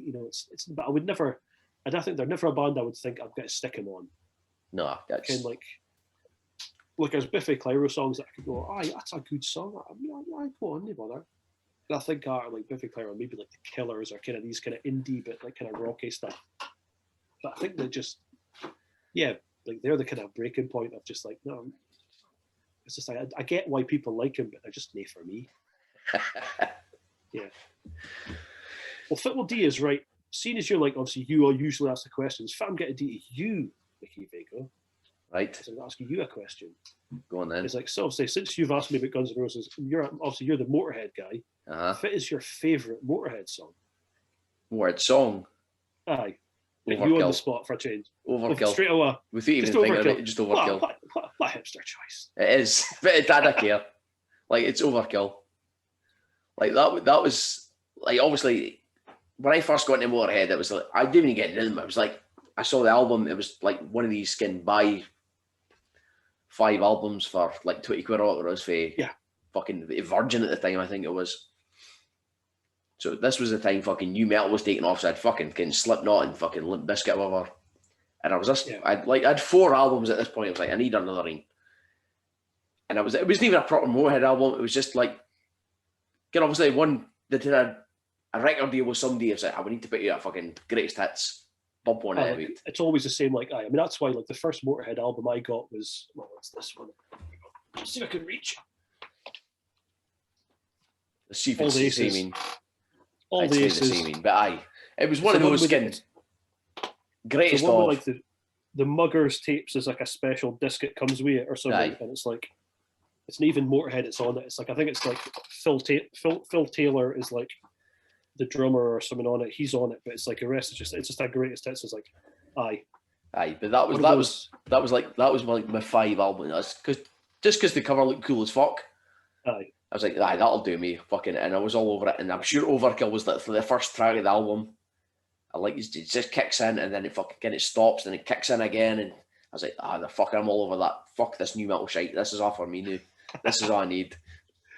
Because it grew like Overkill's one of those like it's quick obviously, but it grooves. Like you hear the first kind of the double kick drum comes in, and then the fucking bass kicks in, and it's like that is fucking tremendous. That's what I'm all about now. And that was the one that hooked me, and it's always been. I don't know. It's always The one, like I think that's like the verses. I think that's the verses are like it grooves like as though when you see it, it's like you can. It's near like obviously there's a similarity Ace of Spades, but like Overkill's one it does it grooves like. And there's other ones like the slower songs they do as well, like Damage Case was one of my favorites, and that just fucking grooves along. It's like Ken's like it's like that do do do do do do do do. And a normal band doing that would be like, you know, the bass would just be like doom doom doom doom doom doom. But Lemmy doing it's like it just fucking rumbles. It's like that's good. That's good. It's like the Damage Case or like No Class is another one as well. It's like it's not a quick song, but No Class like fucking another one just like goes. It's like it's really good. But it's like that's just all that shit. So like I said, that was what hooked me properly. Was just that one fucking random bootleg fucking, it's not even a bootleg, but like a random fucking greatest hits album. Yeah. And that was me. Every fucking Motorhead album after that, I was like, nah, I need to get more of this. That was it. That's like, because they're like obviously like one of these bands that just got fucked over with record deals. There's like those so many compilations, like, kicking around, and it's like, how do you get the best of it? It was like, well, you could probably just buy the albums. You know, it's like you say, no, you go to HMV and you can. It's like, oh, it's the same with like. Faith No More is the same, like because obviously I think there are early albums are like the record companies basically went bust and it kind of got fucked over, and so like you can buy like the first 3 Faith No More albums, or you can buy like Dio's the same and the Co's obviously the same as well, like the 70s albums where you go, oh, there's like 5 or 6 of the albums in a box and then, like little sleeves. It's like, oh, okay, and like Motorhead obviously got fucked over by their record company, and so now it's like, oh, I can get these albums. And they're pretty cheap, and I can just find I can find the best of, as opposed to like, oh, there's a best of CD for like $6.99, but it's only got Overkill and Overkill Motorhead, and it's got a remix of a live version of Ace of Spades. It has that live version, but where's that live version from? It's like, is it from No Sleep Till Hammersmith, or is it from like some like bootleg from like 1996? Which is more than likely, you know, and it's like, oh, it's got live versions, and it's got Ahin songs for Bastards and Hammered and stuff, and it's like, I can't any of those. We just died. Like, it's like basically we end at a point with Motorhead and you go, right, okay, that's where the best of comes from, and we'll be fine. Because like I've bought like, you know, some of the 90s albums. I've got like Hammered and stuff like that up there. It's just like, it's not very good. Hammered is generally regarded as the worst theme, I think. Yeah. But they chucked the game on it and an extra disc. That's why you end up buying it. Like, I wanted the game. Like, they got me. It's like, this isn't very good. Like for years, it was like Another Perfect Day was regarded as only because it was the worst selling, because it had Brian Robertson on it, and then like the tour didn't do well or whatever. Until Hammer came out, and Hammer was like I love Motorhead, but it's like, nah, it's not the best team. You can admit, that's the thing is, like, even saying, you can admit there like are stuff that's like lesser, and no matter how much a band you like, there's like stuff that like, I think you would hate to be like the most blinkered fan. To be like, oh, everything's brilliant. Everything's great, but yeah, it's not. Like we wind up Scotty, like with Metallica, obviously, because he'll be like, oh, I don't mind that. Kind of like Ronnie from like Metallica's Load is pretty much regarded as the worst thing they've ever recorded. You know what I mean? You can argue here and there, but whatever. But we'll hit him with like, oh, Ronnie or fucking whatever, you know, something after that. And he'd be like, I don't mind it. Because like, deep down, it's like, really? No, you'll admit it's like, it's like, he will is like, it's like, I don't mind. Is it like The Cure? I think that's the song. I think that's on Load. Is it The Cure? Yeah, the song. It's like, I don't mind it. But no, eventually you get him a couple of drinks and people are like, that's never good. But it's just the kind of thing. I was like, well, if you like a band, you can. The whole point of liking them is to say that's never very good. Like we did with, like you've done with Motorhead. I could say with Maiden. I could say same with GNR. There's stuff that isn't. No, there's stuff that isn't good. Because it's like no band has got a perfect record. No, there's no one. You can't. I wish, you know, like even if you like, you know, I can let's say the Sex Pistols, they've only really got one album, but there's stuff on Nevermind the Bollocks is shite. Kind of is. There's a couple of songs in there that are just shite. So kind of like name it a fit band you like. It's like you can go, okay, that wasn't very good. And it's like, there's perfect albums, but bands that hate perfect albums tend to hate like 8 or 9 albums, Aye. 5, 6, 7, 8, 9 albums. And one of them is probably pretty fucking stinking. Usually it's a second one. Aye, the difficult second album. That's what it tends to be. It's like, we've got this great opening album. Okay, if it's coming next, the old difficult second album. Okay, cool, yeah, It's like, okay, we tried, but we got back on the third one. It's like, really? It's like, okay, I guess, yeah. We weren't feeling it, but the record company pressured us. It's like, come on, fuck. Just say you were fucked up on gear. It's fine. Just say you were on drugs, and it's fine. Nobody cares. Yeah, but before we get in this rabbit hole, because I'm bursting for a piss again. I think we've gone about 3 years at this. I think at this point. Holy shit! Look at the time. Oh my god. So it's time to shut this shit down. We can always come back and get another fucking go at this. Absolutely. But yeah. So thank you to my guest, like I said, the inaugural Mickey's Mosh Pit birthday bash winner. You'll be back to defend this current Christmas if we're still going this long. It's been a pleasure, Mickey Vago. It's been an absolute pleasure. But until next time, obviously the next episode is a bit different, and you'll hear who completely fucks it in their 3-band gig. let's just sandwich this podcast at the end. And I started it off with, so let's just sandwich it with the final sign off, which is fuck Congo Kev. Aye, let's end it there.